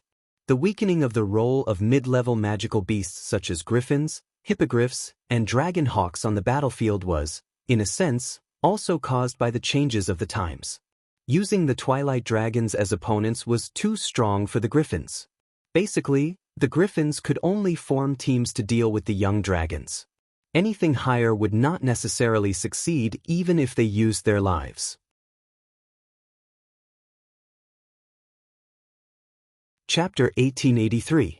Muradin decided, 2 more rounds of volleys. Leave it to the other troops. A volley of cannons was good for dealing with densely packed enemies, but it would be a waste if the number of enemies was too small or the spacing was sparse to a certain extent. Firing a volley of cannons was fun, but it was a pity that a round of cannons with nearly 10,000 shells would consume a kingdom's entire month's tax. No matter how Duque controlled the cost, even if he reduced the raw materials to almost free, the labor costs needed to produce the shells could not be eliminated and still had to be accounted for. There were cannons 5,000 meters away.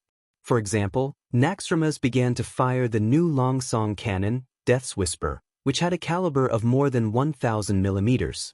At the same time, the fearless fortress below also began to drag out the Gustav cannon, which had shone brilliantly in the wrath of the Lich King.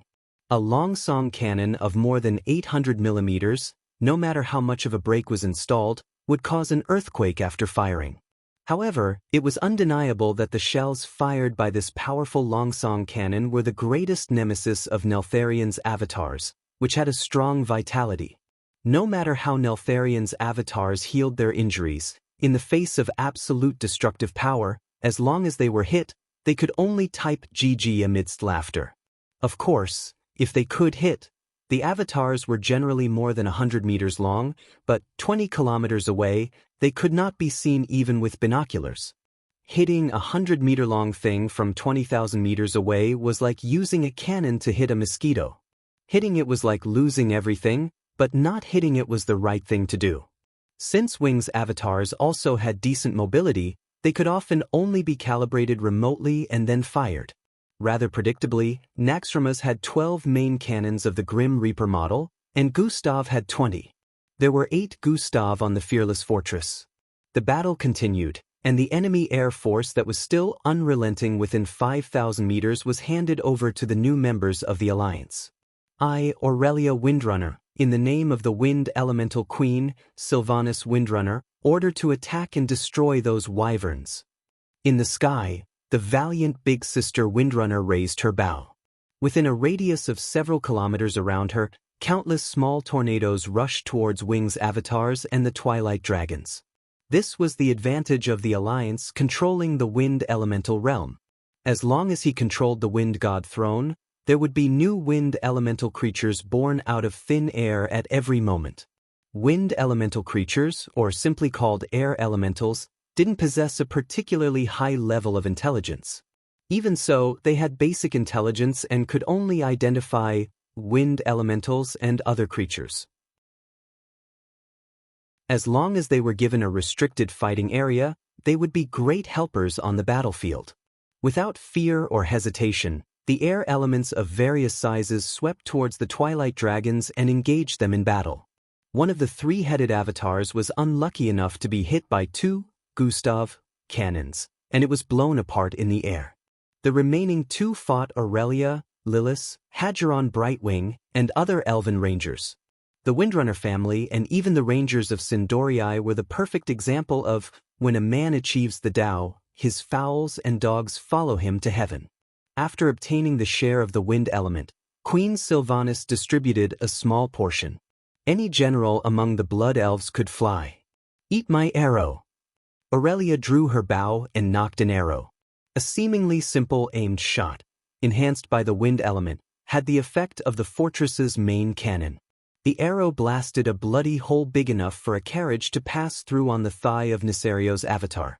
The 2 avatars fought fiercely with the blood elven powerhouses. Only a small number of Twilight Dragons could break through the obstruction of the air elemental army and reach the range of the air fleet's anti-air artillery. Tungsten core armor-piercing bullets were not only used for large-caliber artillery. The Alliance also had them for small and medium-sized artillery of 40 millimeters and above. These miserable Twilight Dragons had to face the baptism of an even denser metal storm. Only the luckiest ones could break through the barrage of the anti-air artillery and fight Kudrin's griffins with their handicapped bodies. The battle situation in the Utgard castle was similar. It seemed that after being besieged by the Alliance and the Sleeping Dragon Temple, Nisario's side had also begun to improve. This was not a harassment battle, but a formal full-scale invasion. The offensive here was a standard air and ground coordination. Hundreds of thousands of earth elemental creatures were launched from the broken straits near the western part of the Howling Fjord to the plateau. After they landed, they turned into human forms and marched toward Utgard Castle in a wave-like manner. Above their heads were thousands of twilight dragons circling, and they were going to attack Utgard in unison. This kind of three-dimensional attack made it impossible for the Alliance to defend with air or land forces alone. Unlike the Fearless Fortress, all the earth elemental creatures were intercepted by Vashch's deep-sea troops. The Alliance here had to rely on themselves to deal with the earth elemental giants shot out from the maelstrom. Of course, because they were fighting on the plateau, the Alliance was able to deploy a large number of ground artillery groups. At the forefront was the Alliance's tank group, with more than 2,000 new diesel tanks. Not only were they equipped with antifreeze oil, but they also began to warm up under the engine's corresponding lower armor after receiving the alarm. When the Twilight Dragons had not yet flown to the plateau of the Howling Fjord, all the tanks had finished warming up.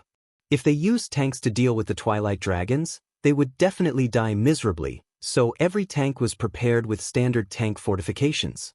The tank fortifications were generally divided into two sections, one for shooting, the other for concealment, and there was a passage at the back, which was a slope. In the shooting section, the turrets could be exposed to carry out observation shots. In the concealment section, the entire vehicle including the turret was below the horizon, and the rear passage at a 30-degree angle could be used to evacuate the fortifications and carry out maneuvers. Standard tank fortifications need to be carefully camouflaged and must not reveal new soil.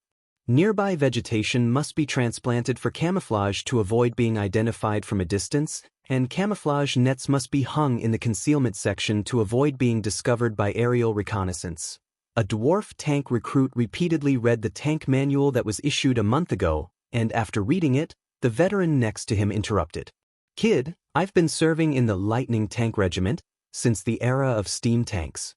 The tank manuals issued by the higher-ups are always so effective, and they are all written by our Alliance commander. But every Alliance general I know told me that Duke Marcus has never entered the cockpit of any tank. I can only say that our commander is a genius."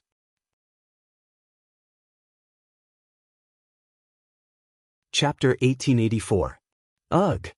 The recruit scratched his head. Remember the contents of the manual, it can save your life. It can also give you a few more medals on your chest. A few more stacks of bounty money in your pocket. The veteran smiled to relieve the pressure on the recruit. At this moment, the lookout shouted, "The enemy is within visual range."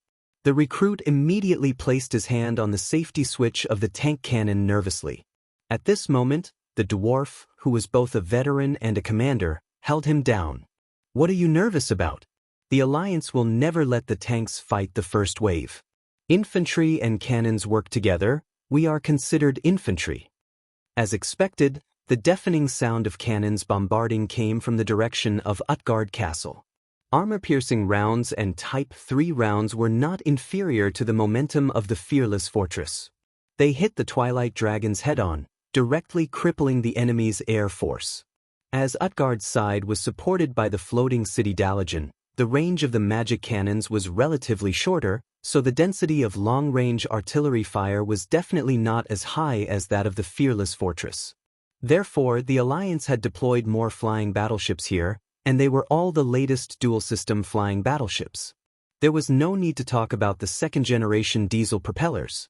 The key was that the flying battleships were also equipped with the same anti-gravity arcane levitation system as the floating city Dalagen.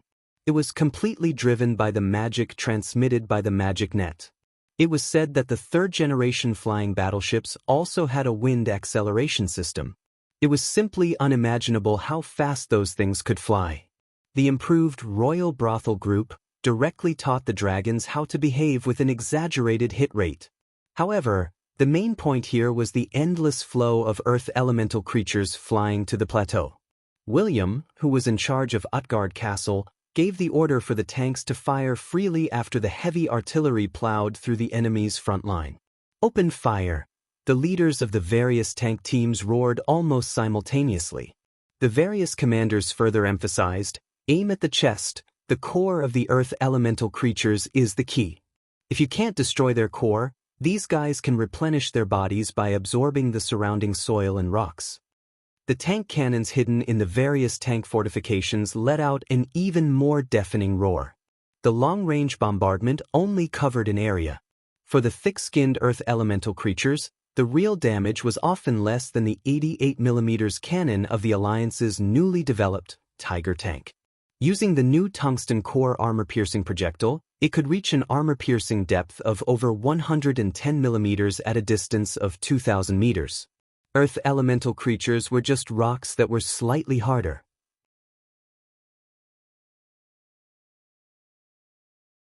There was no way they could resist the insane armor-piercing bullets.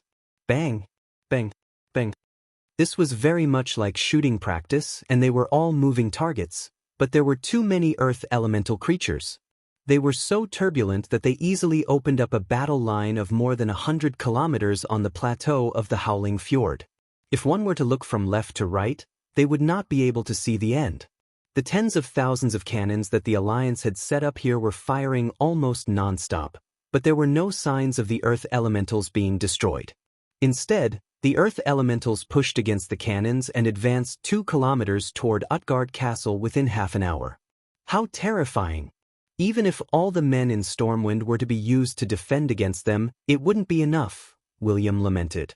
Valilla, who was beside him, shrugged. Fortunately, my dagger can still split the latest cannonballs. Otherwise, I'm starting to wonder if melee professions will be eliminated from the stage of history. Brawl Bearskin comforted her. Melee professions must be preserved.